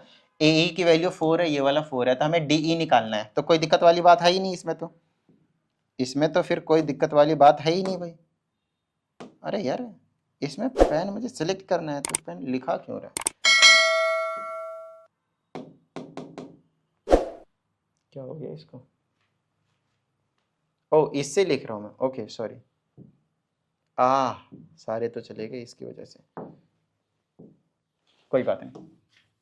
तो ये A था, यहाँ पे D था, और ये आपके पास E था, और यहाँ से ये इस तरीके से था, यहाँ पे A था, यहाँ पे C था, यहाँ पे B था, ये 13 था, ये 5 था, ये हमने निकाला था पाइथागोरस से 12 निकला था, ये आपके पास 4 है, हमें D निकालना है। तो 4 अपॉन में 12 कॉरेस्पॉन्डिंग साइड्स का रेशियो इक्वल होता है या नहीं, और अपॉन में ED या फिर DE बोल दो, कोई दिक्कत वाली बात नहीं, डिवाइडेड बाय में 5, क्रॉस मल्टीप्लाई कर देंगे तो यहाँ से DE की वैल्यू निकल जाएगी 4 गुने 5 बटे में 12, 4 पचे 20 बटे में दिस, इसे इसको काट देंगे तो 5 बटे में 4, 5 बटे 3 आएगा ना, 5 बटे 3 आएगा, 5/3, आगे आप डिवाइड कर लोगे काम बन जाएगा, देख लेना है कैलकुलेशन में। दूसरा आपके पास AD निकालना है, AD कैसे निकलेगा, 10 अपॉन में 10 और इज इक्वल टू में ये 4/12 ही रख दो, 1/3, कोई दिक्कत वाली बात नहीं भाई, ठीक है। चलो यहाँ से निकल जाएंगे। नेक्स्ट आपको निकालना है area of the triangle AD to the quadrilateral, कितना ज्यादा इंपॉर्टेंट क्वेश्चन था, और अगर आप लोगों को याद हो तो इसको मैंने कहाँ करवाया, मैं बस आप लोगों को याद दिला रहा हूँ।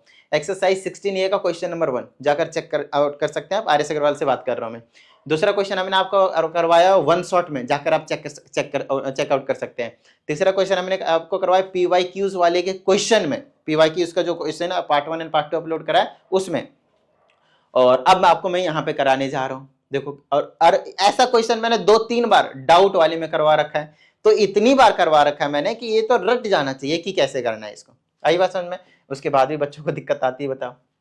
तो देखो हमें जो पता है वो ये पता है कि हमें 2 ट्रायंगल का एरिया का रेशियो पता है।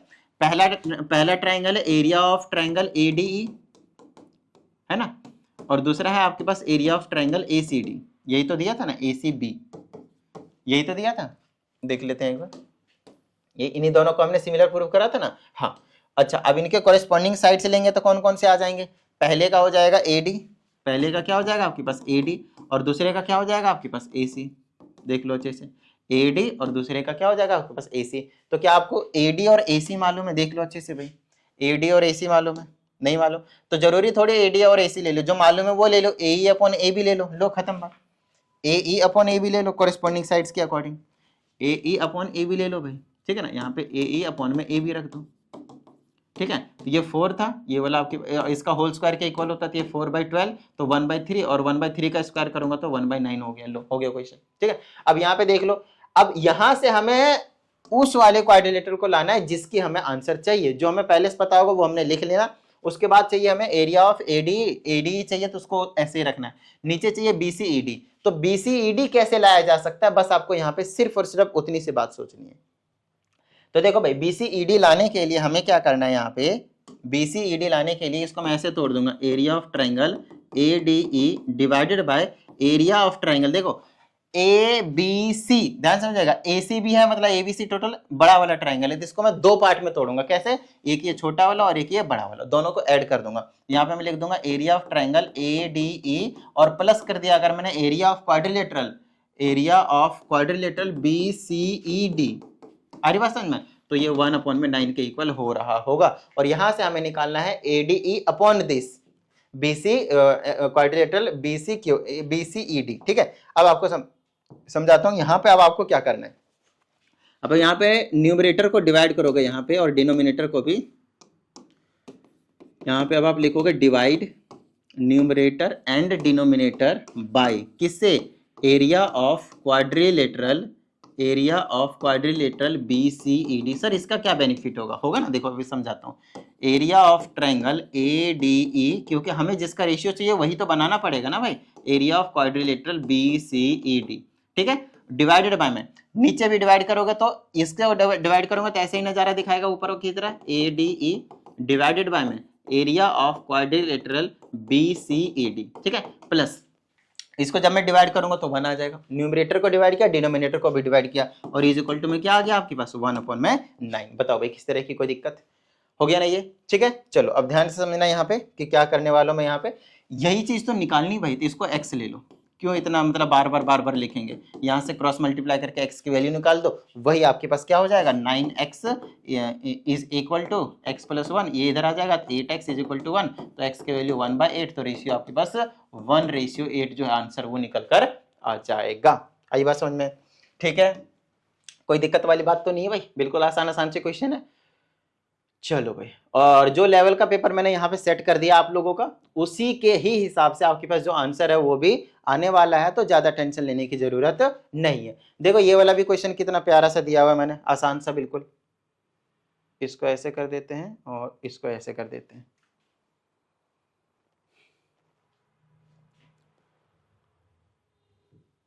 ये यहाँ पे आ जा।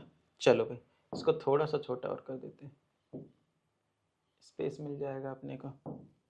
चलो यहाँ पे कहते हैं अमित के पास रिकरिंग डिपॉजिट अकाउंट है और एक बैंक में है, और साथ साथ चीजें कुछ कही जा रही है। 2 साल के लिए मतलब 24 मंथ्स हो गया, 6% रेट ऑफ इंटरेस्ट हो गया, सिंपल इंटरेस्ट का, और get this much amount as interest, मतलब आई की वैल्यू भी गिवन है आपके पास, हमें निकालना है एट द टाइम ऑफ हमें निकालना है मंथली इंस्टॉलमेंट। तो आसान सा क्वेश्चन हो गया ये, आपको पता है 2 ही फॉर्मूले आपने अप्लाई करना है, और मैं गारंटी के साथ कह सकता हूं कि आपके पास जो पेपर में क्वेश्चन आएगा उसमें आपसे दोनों फॉर्मूले यूज करवाएगा, ध्यान रहे इस चीज का, दोनों फॉर्मूले यूज करवाएगा, दोनों।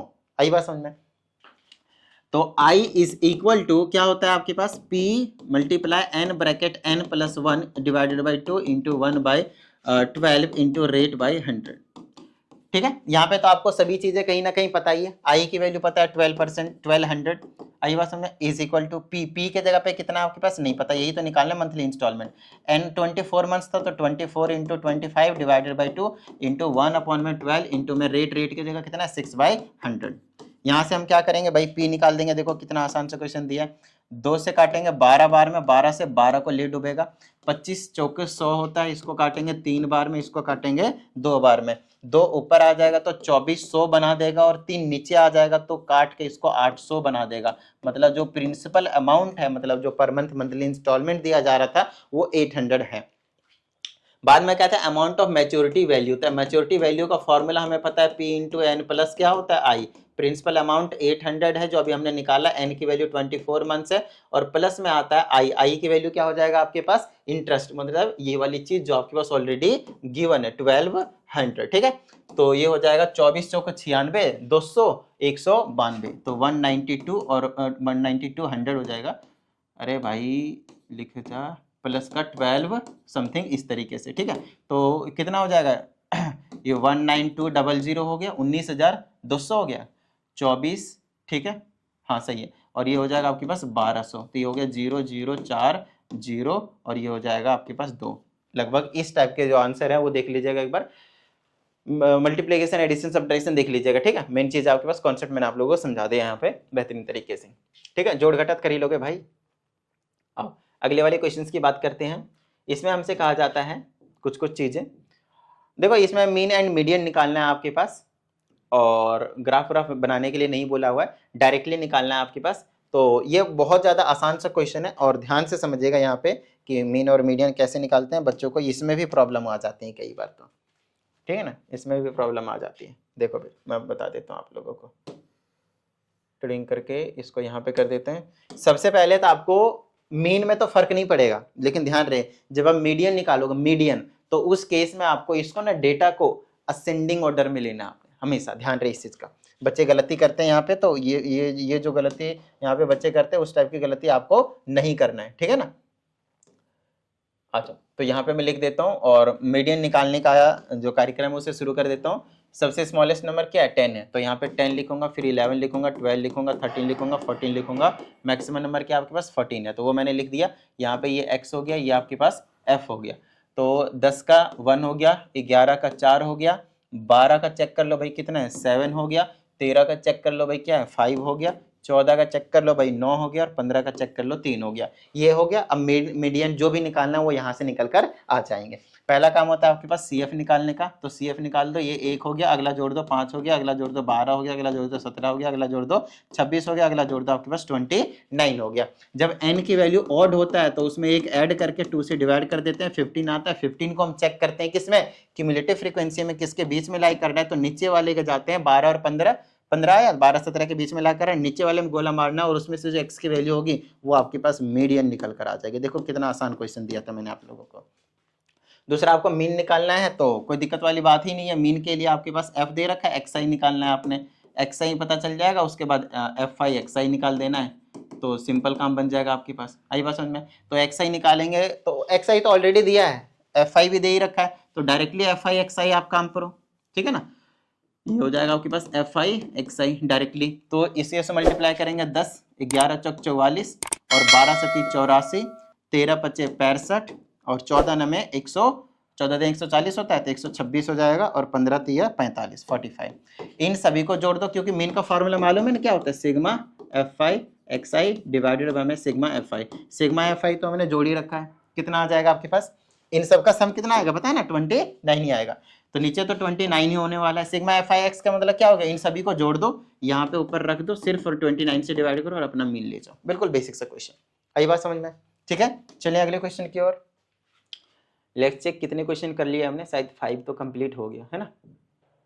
ये कौन सा क्वेश्चन था, क्वेश्चन नंबर 5 था। 5 क्वेश्चन हमने यहाँ पे अभी कंप्लीट कर लिया। आइए इस वाले की बात कर लेते हैं, क्वेश्चन नंबर 6 की, ठीक है ना। क्वेश्चन नंबर 6 की बात कर लेते हैं। इसमें हमसे कुछ चीजें कही गई है और ये आपके पास उससे है, मिड पॉइंट फार्मूला है, सेक्शन फार्मूला से आपके पास है। चलो भाई थोड़ा सा छोटा कर देते हैं इसको।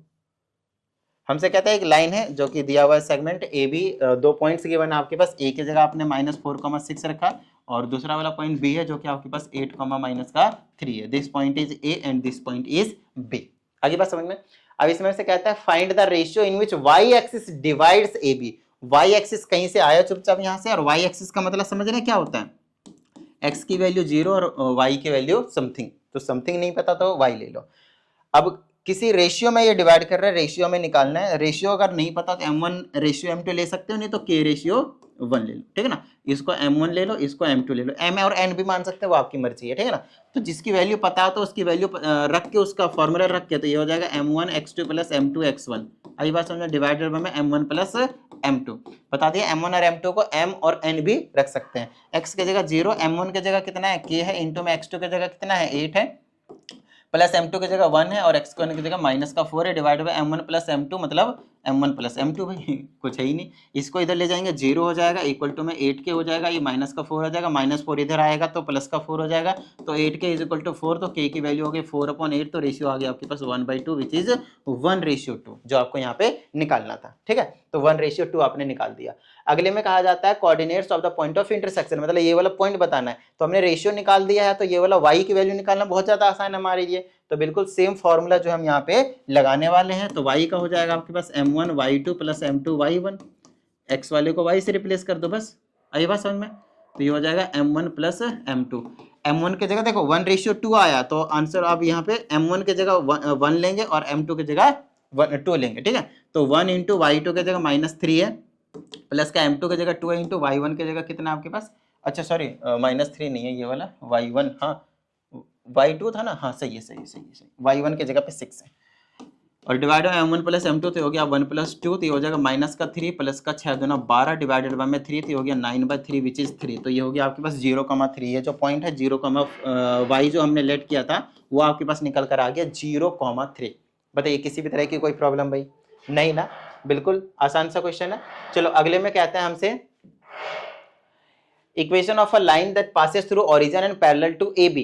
कहता है एक ऐसे लाइन के इक्वेशन बताओ जो ओरिजिन से पास हो रहा है, मतलब उसका जो पासिंग पॉइंट है वो 0,0 हो गया, मतलब x1 और y1 की वैल्यू 0,0 दे दिया।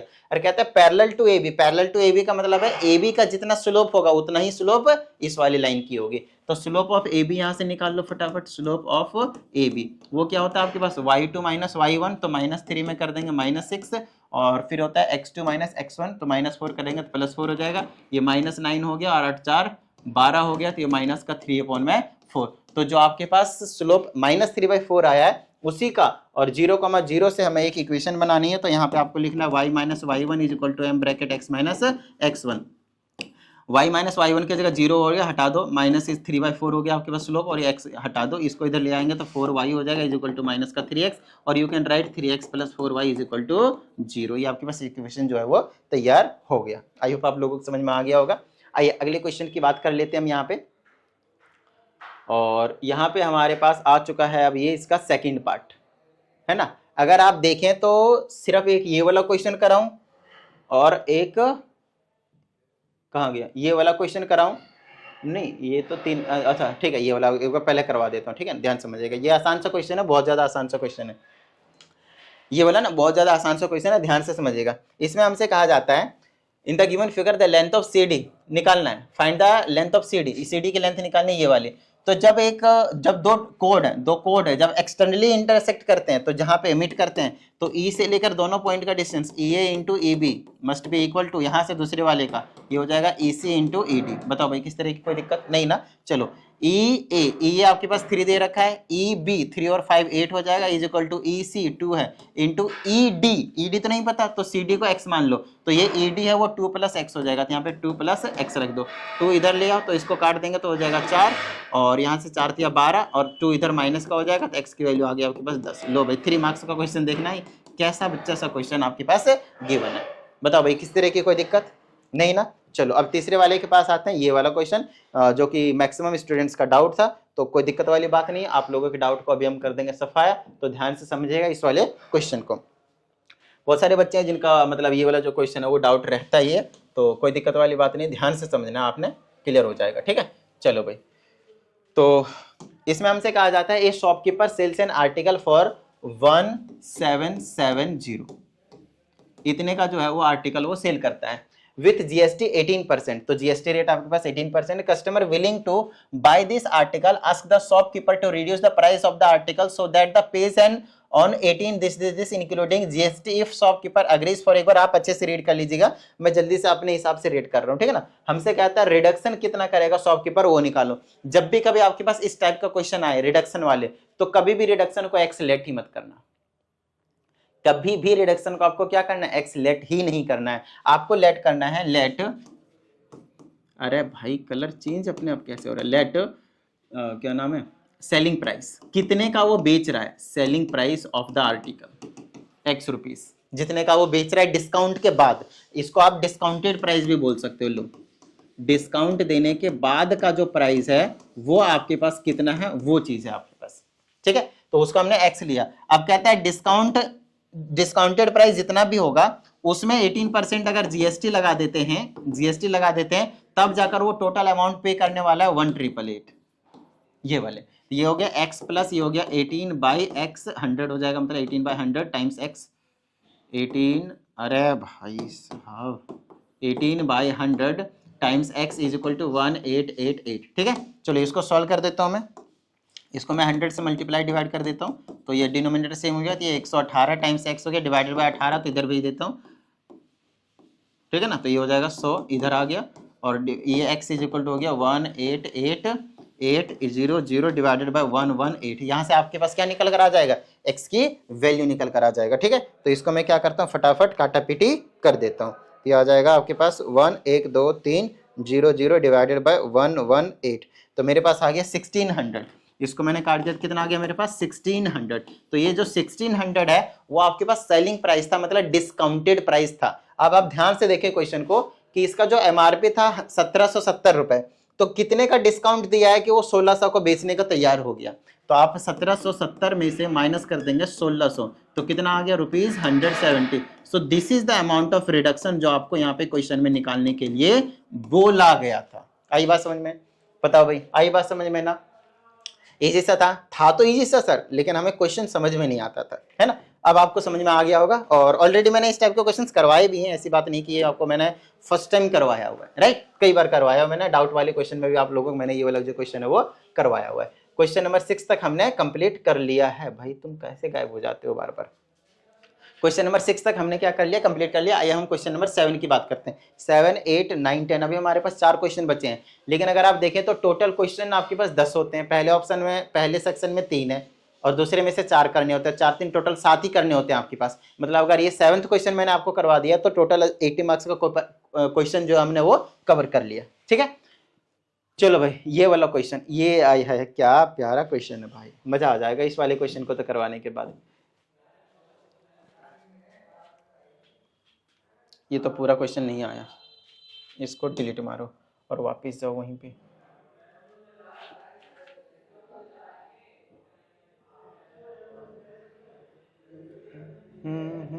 ये रहा, अब यहाँ तक है आपके पास पूरा क्वेश्चन। इसको अंदर करो और इसको बाहर करो। चलो भाई आ जाओ शेर, ठीक है। तो ये हो गया आपके पास, इसको थोड़ा सा छोटा कर देते हैं। क्वेश्चन को ध्यान से समझना है, आप लोगों को समझ में आ जाएगा, दिक्कत मत लीजिएगा। ट्रेडिंग करके और ट्रेडिंग करके इसमें कहता है the angle of elevation of an aeroplane flying at a point A in the ground 60 degree after flight 30 seconds the angle of elevation changes to 30 degree if the plane is flying at a constant height 3600 root 3 metre then find the speed of the plane in kilometre per hour, ठीक है। That's fine, ध्यान समझिएगा। मैंने question समझ लिया, आप लोग एक बार अच्छे से रीडिंग लीजिए और समझने की कोशिश कीजिए।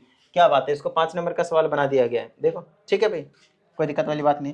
कहता है एक प्लेन है जो कि कहीं पे यहाँ पे उड़ रहा है किसी हाइट पे, और यहाँ पे कहीं पे एक पॉइंट आता है, कुछ नाम दिया at point A, the angle of elevation of an from point A, point A है यहाँ पे ग्राउंड पे, जो कि एंगल ऑफ एलिवेशन आपके पास 60 डिग्री का बना रहा है। बाद में कहता है एक पर्टिकुलर कांस्टेंट हाइट पे वो उड़ रहा है फॉर 30 सेकंड्स। तो यहाँ पे अगर प्लेन था, यहाँ से उड़कर कांस्टेंट हाइट पे, हाइट यही सेम ही रहा है, उड़कर यहाँ पे आ चुका है, और आपकी बारी इसने जो टाइम लिया वो 30 सेकंड्स के लिए, 30 सेकंड्स के लिए उड़ा हुआ है। तो आप कहते हैं एंगल ऑफ एलिवेशन ये वाला, यहाँ से ये, अब ये यहाँ जो एंगल ऑफ एलिवेशन बन रहा है वो 30 डिग्री हो गया। पहले 60 डिग्री था, पास में था, दूर चला गया, तब आपके पास एंगल ऑफ एलिवेशन 30 डिग्री हो गया। पहले 60 था, अब 30 हो गया, ठीक है। अब कहता है कि कांस्टेंट हाइट पे उड़ रहा है, मतलब 3600 रूट 3 आपके पास ये वाली हाइट है मीटर में, और ये वाली भी हाइट है आपके पास 3600 रूट 3 मीटर, ठीक है। Now we have to find the speed of the aeroplane in kilometre per hour. Fine, देखो इधर ध्यान समझना। पहले ए था, यहाँ बी कर देता हूँ, सी कर देता हूँ, डी कर देता हूँ, और इसको हम ई कर देते हैं। चलो भाई, अब ध्यान समझिएगा। अगर आप लोगों को मैंने बोला कि speed is equal to distance upon time होता है, ध्यान समझिएगा, हमें तो स्पीड ही निकालना है। अगर मैंने बोला कि जो प्लेन यहाँ से लेकर उड़कर यहाँ तक गया ईडी तक, मतलब आप बीसी भी निकालने, सेम डिस्टेंस होगा ऊपर नीचे वाला।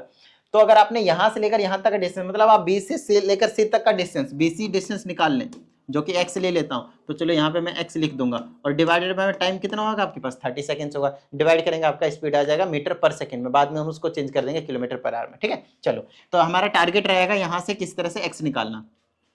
तो इस वाले को मैं क्या ले लूँ, y ले लूँ। तो ये वाला ट्रायंगल EBA ले लेता हूँ पहले, तो EBA ट्रायंगल, इसमें से यूज करके इस वाले ट्रायंगल को y निकाल लेता हूँ पहले। तो ये हो गया परपेंडिकुलर, ये हो गया आपके पास परपेंडिकुलर, डिवाइडेड बाय में बेस की जगह पे y is equal to tan कितना था इसके केस में 30 डिग्री, ये कैंसिल, तो y की वैल्यू आ गई आपके पास 3600। तो इसके जगह हम 3600 यूज कर सकते हैं मीटर में। अब बड़ा वाला ट्रायंगल ले लो, ये वाला, मतलब लंबा वाला ये वाला। तो परपेंडिकुलर की जगह तो वही है 3600 रूट 3 डिवाइडेड में बेस की जगह क्या आ गया x प्लस 3600।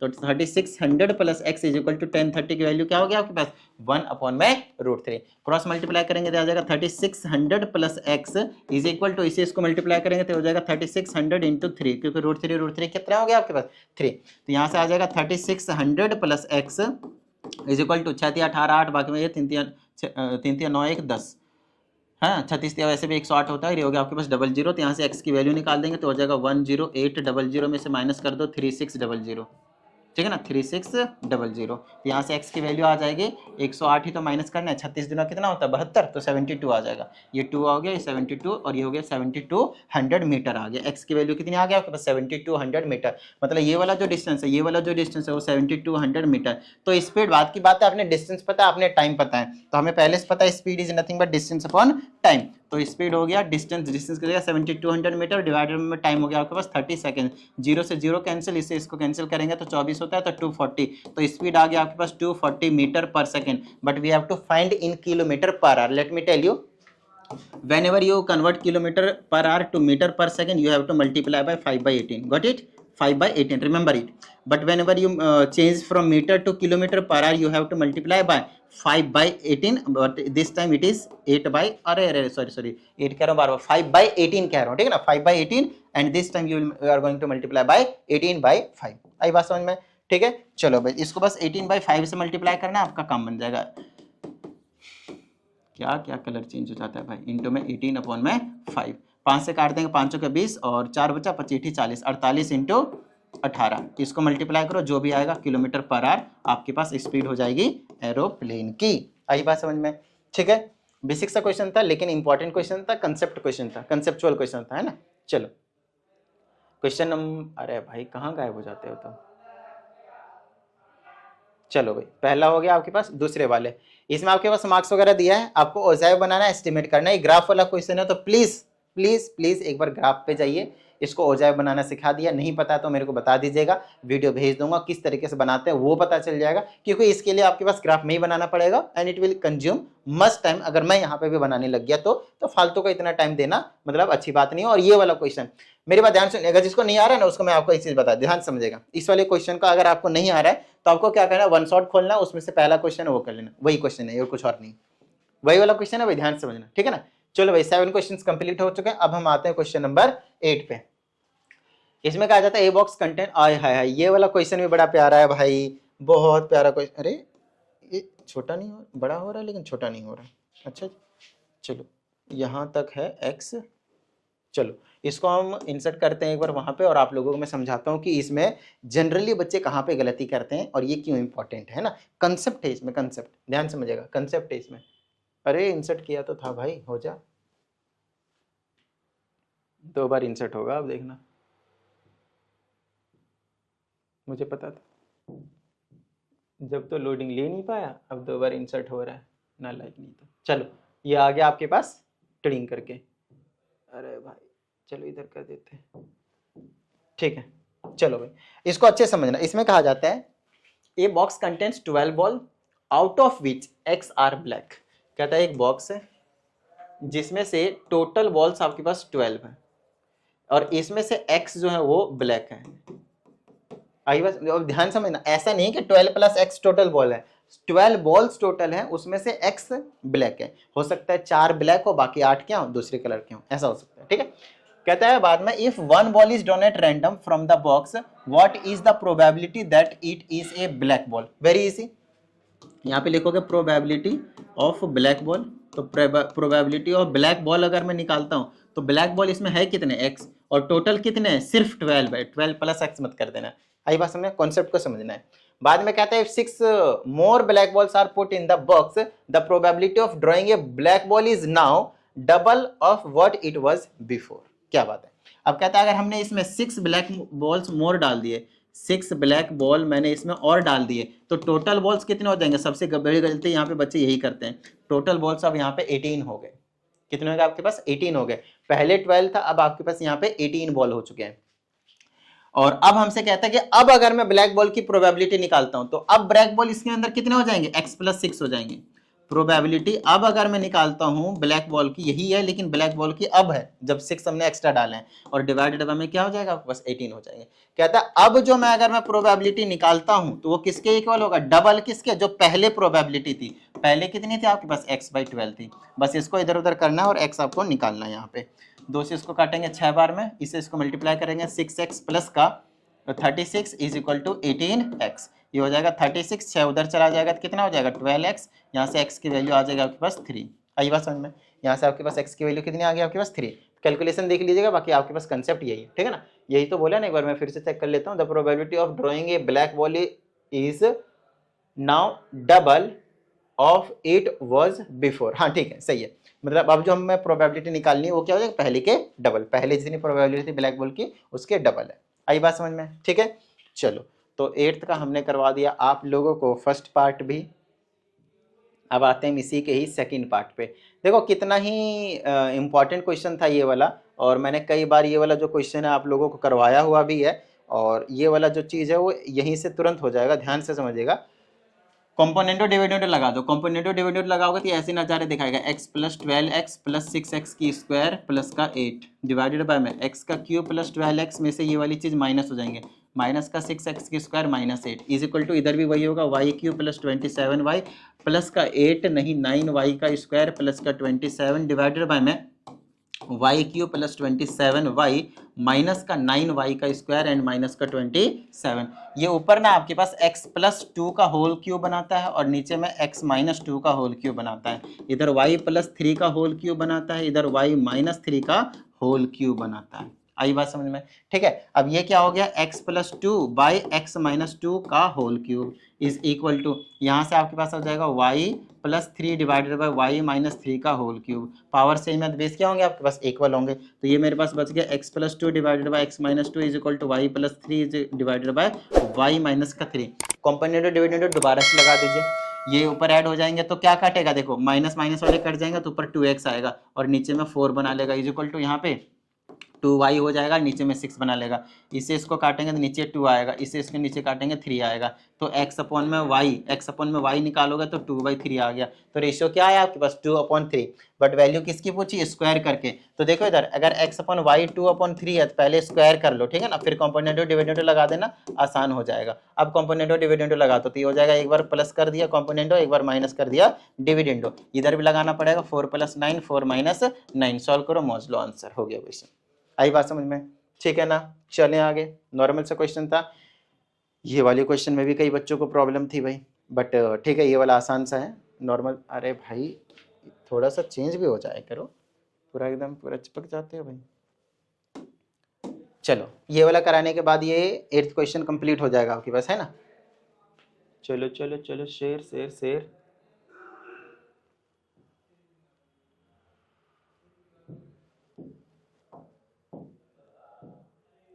इसको कहाँ मैं कर रहा हूँ, सॉरी। ठीक है, अब यहाँ पे कहते हैं vessel in the form of inverted cone. Inverted कोन कुछ इस तरह के नज़ारे दिखाएंगे आपको, इस तरह के रहते हैं आपके पास। इसमें हमसे कुछ कहा जाता है, हाइट आपके पास 11 है, रेडियस आपके पास विच इज ओपन 2.5, इसकी रेडियस 2.5 है और रेडियस हाइट आपके पास 11 है, और दोनों ही आपके पास क्या है, सेंटीमीटर में। If it is filled with water up to the brim then lead shots each of which a sphere, इसमें कहा जाता है कि कुछ लेड शॉट्स स्फेरिकल शेप का डाला जाता है जिसकी रेडियस 0.25 सेंटीमीटर है, ठीक है, और इसमें से पानी भरा हुआ है, बिल्कुल यहाँ तक पानी भरा हुआ था इसमें, tiding tiding tiding tiding tiding tiding tiding tiding tiding tiding tiding tiding आपके पास पानी भरा हुआ है, ठीक है ना, इनटू द वेजल। तो इसमें से 2/5 जो है ना वाटर जो बाहर हो जाता है, 2/5 इसका जो 2/5 है वो बाहर हो जाता है, मतलब 2/5 कितना, 2/5 ऑफ वॉल्यूम इसका कितना होता है 1/3 पाई r स्क्वायर h क्या हो जाते हैं, बाहर हो जाते हैं, ठीक है। तो ये किसके इक्वल होगा, जितने नंबर ऑफ लेड शॉट्स डाले हैं, तो यहाँ पे हो जाएगा नंबर ऑफ लेड शॉट्स के volume, volume of number of lead sets, volume of जितना टोटल लेड शॉट्स हमने इसमें डाले उतना ही वॉल्यूम क्या होगा, पानी का बाहर जाएगा, तो इन दोनों को हमने इक्वल रख दिया, तो जो टोटल लेड शॉट्स की वॉल्यूम कितनी मिलेगी, एन ले लेते, हमें नहीं पता, एन ही तो निकालना है, और इनटू में ले लेंगे volume of one lead shot, one lead shots is equal to ये चीज आ जाएगी। आई बात समझ में? तो इसको अगर मैंने यहाँ पे सॉल्व कर दिया तो क्या हो जाएगा मेरे पास, n is equal to 2/5 into 1/3 into pi की जगह 22/7 इंटू आर का स्क्वायर कितना था 2.5 था ना, 2.5 इंटू हाइट की जगह कितना था 11 था, डिवाइडेड बाय में यहाँ पे लेड शॉट्स की वॉल्यूम का फॉर्मूला क्या होता है 4/3 इंटू पाई इंटू में आर का क्यूब, आर की जगह कितना है इसका 0.25, तो 0.25 इंटू 0.25 इंटू में आपके पास 0.25, ठीक है। चलो अब यहाँ से वॉल्यूम क्या है, ये सारी चीजें हो गई ना, अब इसको सॉल्व करना है और कुछ नहीं, यहाँ से डेसिमल हटाओ, नीचे 100 नहीं ऊपर लगा लूंगा मैं, डेसिमल हटाओ, 1 2 3 4 5 6, 2 2 4 2 6 जीरो लग जाएंगे, यहाँ से 2 2 2 2 करके, ठीक है। यहाँ से डेसिमल हटेगा, यहाँ से डेसिमल हटेगा, नीचे में 100 आएगा, तो 2 जीरो तो ये वाले कट गए, चलो ठीक है। अब बाकी को काटा पीटी करना शुरू कर दो, इससे ये कैंसिल हो जाएगा, ठीक है ना। उसके बाद क्या काट दूँ मैं, उसके बाद मैं थोड़ा सा सॉल्व कर दूं, 5 से इसको काट दूंगा 5 बार में, ठीक है। चलो भाई, और किसको काटापीटी कर दूं मैं, अरे यार, इसको 5 से काटने की ज़रूरत ही नहीं, मत काटो इसको। क्यों? क्योंकि 25 से 25 कैंसिल हो रहा है ना। देखो इधर 25 से 25 गया, फिर से 25 से यहाँ पे 25 चला गया। 11 से ये वाला काट देंगे तो आपके पास 2 बार में कट जाएगा। 7 से 7 कट जाएगा, 3 से ये तो कट ही चुका है, 3 से 3 कट जाएगा। अरे 22/7 तो पहले ही कट चुका था, मैंने कुछ भी कर दिया यहाँ पे, काटापीटी कर दिया। अब ध्यान से समझना, वापस कर देता हूँ मैं यहाँ पे। कितना मेरे पास 2/5 था, इंटू में 1/3 था, इंटू में 22/7 था, इंटू में 2.5 था, इंटू में 2.5 था, इंटू में 11 था। और इसको अगर मैंने डिवाइड कर रहा हूँ तो ध्यान से समझिएगा, ऐसे करते जाइएगा, ठीक है ना। रेसिप्रोकल करके डायरेक्टली एक ही बार में कर देते हैं, सॉल्व कर देंगे, कम बन जाएगा। ये ऐसे लिख दिया ना। अब इसको डिवाइड करूंगा तो यहाँ पे ये वाली चीज़ ऊपर वाले ऐसे ही रहेंगे, यहाँ पे 4 इंटू में 22 इंटू में 0.25 इंटू में 0.25 इंटू में 0.25। लेकिन जो नीचे वाले होंगे ये वाले 3 और 7 रेसिप्रोकल होकर ऊपर चले जाएंगे, तो 3 इंटू 7 ऊपर आ गए। यहाँ से डेसिमल हटाएंगे तो समझो कि एक का डेसिमल हट गया, क्योंकि 2 डिजिट थे, यहाँ पे भी एक और एक 2 डिजिट थे। यहाँ से हटाएंगे तो ऊपर की तरह ये 4 जीरो बचे हुए रहेंगे, आपके पास 2 जीरोस कट जाएंगे। अब इसको काटापीटी कर लेते हैं, सब कुछ बिल्कुल नॉर्मल फॉर्म में हमारे पास आ चुका है। ये वाले ज़्यादा ईजी हो जाएगा आपके लिए। देखो 22 से 22 चला गया, 7 से 7 कटेगा, 25 से 25 कटेगा, फिर से 25 से 25 कटेगा, ठीक है ना। और उसके बाद ऊपर जो भी बचा है देख लेते हैं। जीरोस को मत कैंसिल करो, काटने में आसानी होगी, बट ठीक है काट देता हूँ मैं। 5 दूनी 10 और ये बच गया 1 2 3 और 25 8 तो ये हो गया 800। चलो ये वाले को ऐसे रख देते हैं। 4 से इसको काट देंगे तो बन जाएगा 200। चलो ये भी हो गया। और कुछ कटेगा? 3 से ये कट गया आपके पास 3, ठीक है। ये बन गया 11 दूनी 22 बचा 22 और इंटू में 200, तो इस 22 दूना 44, तो 400 200 या सिर्फ 20 बचेगा उसमें फिर तो मेरे हिसाब से। Let me check. अगर मैंने इधर 5 से काटा था 2 बार में तो ये 2000 आएगा, फिर 25 25 8 200, तो ये 2 जीरो नहीं, एक ही जीरो रहता है यहाँ पे, ठीक है ना। एक ही जीरो रहता है आपके पास, 25 8 2, हाँ एक ही जीरो रहता है, तो यहाँ पे 20 आएगा, यहाँ पे 20 आएगा, तो आंसर आपके पास 440 आ जाएंगे। तो नंबर ऑफ लेट्स जो इसमें पुट किए गए थे आपके पास वो कितने आ जाएंगे आपके पास? 440 आ जाएंगे। सब कुछ ठीक है ना भाई? चलो ठीक है, ओके फाइन। नेक्स्ट पे आ जाते हैं, फटाफट देख लीजिए। वैसे अगर देखा जाए तो हमने पेपर पूरा सॉल्व कर चुके हैं, मतलब जितने टाइम में हमें 80 मार्क्स का पेपर अटेम्प्ट करना चाहिए था उतना हम कर चुके हैं, क्योंकि ये क्वेश्चन कौन सा था? 9 और 10 हम एक्स्ट्रा कर चुके हैं, हम 10 मार्क्स का एक्स्ट्रा कर चुके हैं अभी तक हमने, ठीक है ना। चलो अब 20 मार्क्स का एक्स्ट्रा कर लेते हैं। हिस्टोग्राम बनाना है और आपके पास एस्टिमेट करना है मोड, तो आपको पता है ये भी आपको बस ग्राफ में ही करना पड़ेगा, तो ये आपके लिए छोड़ देता हूँ मैं। ये वाला क्वेश्चन मैं करा देता हूँ, आसान सा है सर आसान सा है वही आप कराते हो। देखो इधर नॉर्मल है, कंसेप्ट सबका सेम ही है, वो मैंने आप लोगों को बता ही रखा है। 4th टर्म और 8th टर्म कितना है एपी का? 24 है, सम बोला है सम, तो 4th टर्म का सम और कितना बोला? 8th टर्म का सम कितना है आपके पास? 24। तो इसको लिख सकते हो ए, अरे जीपी हो गया, a प्लस 3d, इसको लिख सकते हो a प्लस 7d, कितना हो गया? 24। a 2a plus 10d is equal to 24, 2 से डिवाइड कर सकते हो बहुत सारे, तो a plus 5d is equal to 12। ये हो गया फर्स्ट इक्वेशन। बाद में कहता है the sum of the 6th and 10th term, 6th term को लिख सकते हो a प्लस 5d और 10th टर्म को लिख सकते हो a plus 9d is equal to कितना दे रखा? 44।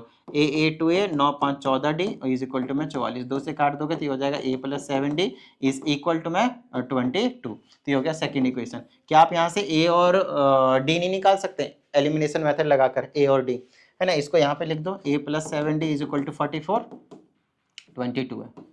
साइन चेंज कर दो, टिडिंग टिडिंग टिडिंग, ये वाले कैंसिल हो जाएंगे, यहाँ से माइनस का 2d बचेगा और यहाँ से आपके पास कितना बच जाएगा? माइनस का 10 बच जाएगा। तो d की वैल्यू कितनी आ गई आपके पास? 5 आ गया। d 5 है तो यहाँ पे पुट कर दूंगा, 25 हो जाएगा। d 5 बचा है, एक बार फिर से चेक कर लेते हैं। 10, हाँ d 5 आया, d 5 आ गया तो यहाँ पे पुट करना ही पड़ेगा वैसे भी। तो 25 हो गया, तो a की वैल्यू कितनी हो जाएगी? 12 माइनस का 25, तो कितना बच गया? 10 माइनस करेंगे, 2 माइनस करेंगे, माइनस का 13। आपको a पता है और आपको d पता है, अब आपको क्या पता है? 3 टर्म। तो a जो कि आपको पता ही -13 था, फिर a plus d second term हो जाएगा a प्लस 3d, बस इसमें a और d की वैल्यू पुट करो, 3 टर्म आ जाएगी मोस्टली। आई बात समझ में? चलो भाई क्वेश्चन नंबर हम इसका ये भी करवा देते हैं आपको, और उसके बाद आपके पास सिर्फ और सिर्फ 10th वाला जो क्वेश्चन है वो आपके पास रह जाएगा, ठीक है ना। चलो फिर वो भी करवा देंगे, सारा काम बन जाएगा। तो जो कंप्लीट पेपर है वो आपके पास हमारा जो है वो सॉल्व हो जाने वाला है, राइट। ठीक है, रिकॉर्डिंग हो रहा है ना भाई सब कुछ, आवाज आवाज ठीक है। हेलो हेलो हेलो, वैसे खत्म तो हो गई है उसकी बैटरी, जल्दी जल्दी से करानी पड़ेगी भाई। देखो इधर, इसमें हमसे कहते हैं find the value of k for which the following has equal roots. Equal roots होते हैं तो डी की वैल्यू क्या होती है, जीरो जीरो जीरो कह रहा हूँ। B square minus four is equal to zero. B की जगह आपके पास 4k, तो 4k का स्क्वायर माइनस 4 इंटू ए के जगह पे है 1, यहाँ पे 1, इंटू सी के जगह पे यहाँ पे पुट कर लोगे के स्क्वायर माइनस का के प्लस का 2, और ये हो गया इक्वल टू में आपके पास जीरो। ठीक है, चलो यहाँ से ये हो जाएगा 16k का स्क्वायर, और ये हो जाएगा सबसे मल्टीप्लाई कर दो माइनस 4k का स्क्वायर प्लस का 4k हो जाएगा, साइन चेंज हो रहा है, और माइनस का 8 इक्वल टू जीरो। 16 ये हो जाएगा 12k का स्क्वायर प्लस का 4k माइनस का 8 इज इक्वल टू जीरो। 4 से डिवाइड कर दो तो ये हो जाएगा 3k का स्क्वायर प्लस का, ये वाला सही है ना, टिडिंग टिडिंग, हाँ ठीक है, प्लस का k और माइनस का 2 इक्वल टू जीरो। ये क्वाड्रेटिक बन गया। आपको याद है मिडिल टर्म कर लेना है, या फिर कौन सा कर लेना है भाई, 3 दूना 6, तो 3 और 2 ही ले लेता हूँ, तो ये हो जाएगा प्लस का 3k माइनस का 2k माइनस का 2 इक्वल टू जीरो। यहाँ से 3k कॉमन ले लोगा तो k प्लस का 1 बन जाएगा, माइनस का 2k कॉमन ले लोगा k प्लस का 1 हो जाएगा। यहाँ से k की वैल्यू -1 हो जाएगी, k की वैल्यू 2/3 हो जाएगा। यही आपके पास k की वैल्यूज निकल कर आ जाएंगे। आई बात समझ में? ठीक है, डन है। चलिए आगे। तो ये हो गया आपके पास क्वेश्चन नंबर 9 का भी काम खत्म। अब हमारे पास क्वेश्चन नंबर 10, बिल्कुल इजी सा क्वेश्चन, ठीक है ना। और क्वेश्चन नंबर 11 मैट्रिक्स का, ये बहुत ज्यादा इंपॉर्टेंट क्वेश्चन है। सॉल्व फॉर बी दे रखा है, ये वाला खाली क्यों दे रखा है, कुछ मिस्टेक तो नहीं है। चलो पहले ये वाला सॉल्व कराते हैं, फिर उसको हम देखेंगे, फिर उसको हम बता देंगे क्या करना है, कैसे करना है, काम बन जाएगा, ठीक है ना। हेलो हेलो, ठीक है, चल रहा है अभी, चल रहा है अभी, रिकॉर्ड हो रहा है। कभी भी बैटरी खत्म हो जाएगी तो वापस टाइम लग जाएगा, फालतू में फिर रुकना पड़ेगा कुछ टाइम तक। चलो ठीक है, इसमें हमसे कहता है 5 years ago a woman's age was square of her son's age। तो आपने लेट भी करना है 5 years ago son's age कितना ले लेना है आपके पास, x ले लेना है। women age was the square of her son's age, तो सन की एज x ले लो, तो 5 years ago की ही बात कर रहे हैं। जो विमेन की एज हो जाएगी, विमेन की एज हो जाएगी, वो हो जाएगी सन के एज के स्क्वायर के इक्वल, सन के एज के स्क्वायर के इक्वल, ठीक है। फिर कहता है 10 years later, तो अब 10 years later का मतलब आप समझ रहे हैं, यहां से 10 years later इसका मतलब समझ रहे हैं। तो पहले आपको प्रेजेंट एज पे आना पड़ेगा, प्रेजेंट एज ऑफ सन कितना हो जाएगा, x + 5। प्रेजेंट एज पे अब आए क्योंकि 5 साल पहले की बात हो रही थी। और प्रेजेंट एज ऑफ विमेन कितना हो जाएगा, x² + 5। आई बात समझ में, ठीक है ना। अब कहता है कि 10 साल बाद कितना हो जाएगा आपके पास, 10 साल बाद 10 years hence age will be twice of that of her son. तो बहुत ज्यादा आसान। अब यहां से 10 years लेटर करेंगे, यहां से मैं करूंगा 10 years लेटर, सन की एज कितनी हो जाएगी, 10 ऐड कर दो तो x + 15, और विमेन की एज कितनी हो जाएगी आपके पास, x² + 10 ऐड करूंगा तो 15, ठीक है। अब इसमें कहते हैं कि जो विमेन की एज है वो किसके इक्वल है, twice of her son age. आई बात समझ में, तो ये x² + 15 is equal to 2x + 30। आई बात समझ में भाई। चलें आगे, ये हो गया x की स्क्वायर, अंदर लाएंगे माइनस का 2x बना लेगा, ये अंदर आएगा तो माइनस का 15 बना लेगा इक्वल टू 0। अब इसको ऐसे सॉल्व करना है कि काम बन जाए हमारा। कैसे सॉल्व कर दें भाई, +30 माइनस, सब कुछ ठीक है, हाँ ठीक है। अब इसको मैं ले लेता हूँ, कितना सॉल्व ले लो, 5 और 3 ले लो, तो ये हो जाएगा x की स्क्वायर माइनस का 5x और प्लस का 3x माइनस का 15 इक्वल टू 0। यहाँ से x कॉमन ले लेंगे, x माइनस का 5 बचेगा, प्लस का 3 ले लेंगे, x माइनस का 5 बचेगा, तो x की वैल्यू 5 years आ गया। 3 years मत लेना भाई, ठीक है ना, मतलब सन की एज 5 साल पहले कितनी थी, 5 साल थी, ठीक है ना। माइनस का 3 आएगा, age can not be in negative. अब हमसे पूछा क्या, वो चीज देख लेते हैं। पहले age of son 5 years ago जो कि x है, प्रेजेंट एज ऑफ विमेन हमने निकाल रखा है, ये रहा x², 5 का स्क्वायर 25, 5 30, है ना। तो यहाँ पे 5 पुट कर देना, 5 यहाँ पे, तो x² 25 प्लस का 5 कितना हो गया आपके पास, 30 years। तो प्रेजेंट एज ऑफ विमेन आपके पास हो जाएगा 30 years। 10 years हेंस का भी एज आपसे पूछा जा सकता है, तो हर एक चीज के बारे में आपको क्या रखना है, बिल्कुल तैयारी रखनी है। आई बात समझ में, ठीक है, डन। चलो भाई अगले क्वेश्चन की हम बात कर लेते हैं। इसमें हमारे पास एक मैट्रिक्स दे रखा है A, फाइंड कहता है फाइंड द मैट्रिक्स X। तो ये तो बहुत ज्यादा आसान है ना भाई, A को A से मल्टीप्लाई कर दो, 1 का स्क्वायर, 8 का स्क्वायर और 3 का स्क्वायर मत कर देना भाई। ए का स्क्वायर का मतलब ए को ए से मल्टीप्लाई करो, मल्टीप्लीकेशन मैंने आपको सिखा रखा है, और उसमें से माइनस कर दो 4 टाइम्स ए को, तो जो भी आएगा वो क्या होगा आपके पास, एक्स मैट्रिक्स होगा। अब क्योंकि यहां से ये वाला एक्स मैट्रिक्स है, ठीक है ना, गिवन कहता है hence solve to find a and b, तो ये वाली चीज है, एक्स मैट्रिक्स आपको बता ही रखा है। ये वाला क्वेश्चन मुझे यहाँ पे ना क्वेश्चन में पूरा अच्छे से लिखा नहीं है, यहाँ पे ए है और यहाँ पे बी है, ध्यान समझना भाई, यहाँ पे ए है और यहाँ पे बी है, ठीक है ना। तो यहाँ पे ये वाला एक्स मैट्रिक्स निकल जाएगा टिडिंग करके। अब इससे इसको मल्टीप्लाई कर दूंगा ना, इससे इसको मल्टीप्लाई कर दूंगा, तो कॉरेस्पॉन्डिंग एलिमेंट्स वाले एक इक्वल रख के ए और बी की वैल्यू निकल कर आ जाएगी आपके पास। आई बात समझ में। कॉरेस्पॉन्डिंग एलिमेंट्स को यहाँ पे सॉल्व कर लेना, पहले एक्स निकलेगा, एक्स को यहाँ रखो, फिर इन दोनों को मल्टीप्लाई कर दो, तो बिल्कुल ऐसा ही आएगा। एक यहाँ पे आएगा मान लो कि 5 ये, और ये आएगा यहाँ पे लगभग 10 ये, तो इज इक्वल टू 5 बाई में 50, जहाँ तक मुझे याद आ रहा है। इसको इसके इक्वल रखूंगा तो 1 की वैल्यू, इसी को इक्वल रखेंगे तो 5 की वैल्यू, ऐसे करके, या फिर यहाँ पे 5 आएगा तो बी की वैल्यू 10 आ जाएगी, यहाँ पे ए नहीं बी आएगा, तो इसी तरह के आएगा बिल्कुल। तो कंपेयर करके आपके क्या करना है, ए और बी की वैल्यू निकाल देनी। आई बात समझ में। थोड़ा सा टाइम की कमी है, इसलिए मैं थोड़ा जल्दी करवा के ये वाले को ऐसे करके। अगले में कहा जाता है ये मॉडल ऑफ अ शिप, ये वाला क्वेश्चन मैं आप लोगों को बता देता हूँ, ये मैंने बिल्कुल डिट्टो छाप रखा है, मैंने ये करवा रखा है ऑलरेडी, मैं आपको बता देता हूँ, वहां से आपने चेक कर लोगे, सभी चीजें करेक्ट हो जाएंगे। जो आपके पास एक्सरसाइज 15 ये है ना, 15 ये आपके पास एक ही एक्सरसाइज है, उसका शायद सेकंड लास्ट क्वेश्चन आपके पास एग्जैक्ट डिट्टो है, सेकंड लास्ट वाला क्वेश्चन दिया हुआ मैंने ये वाला आपके पास।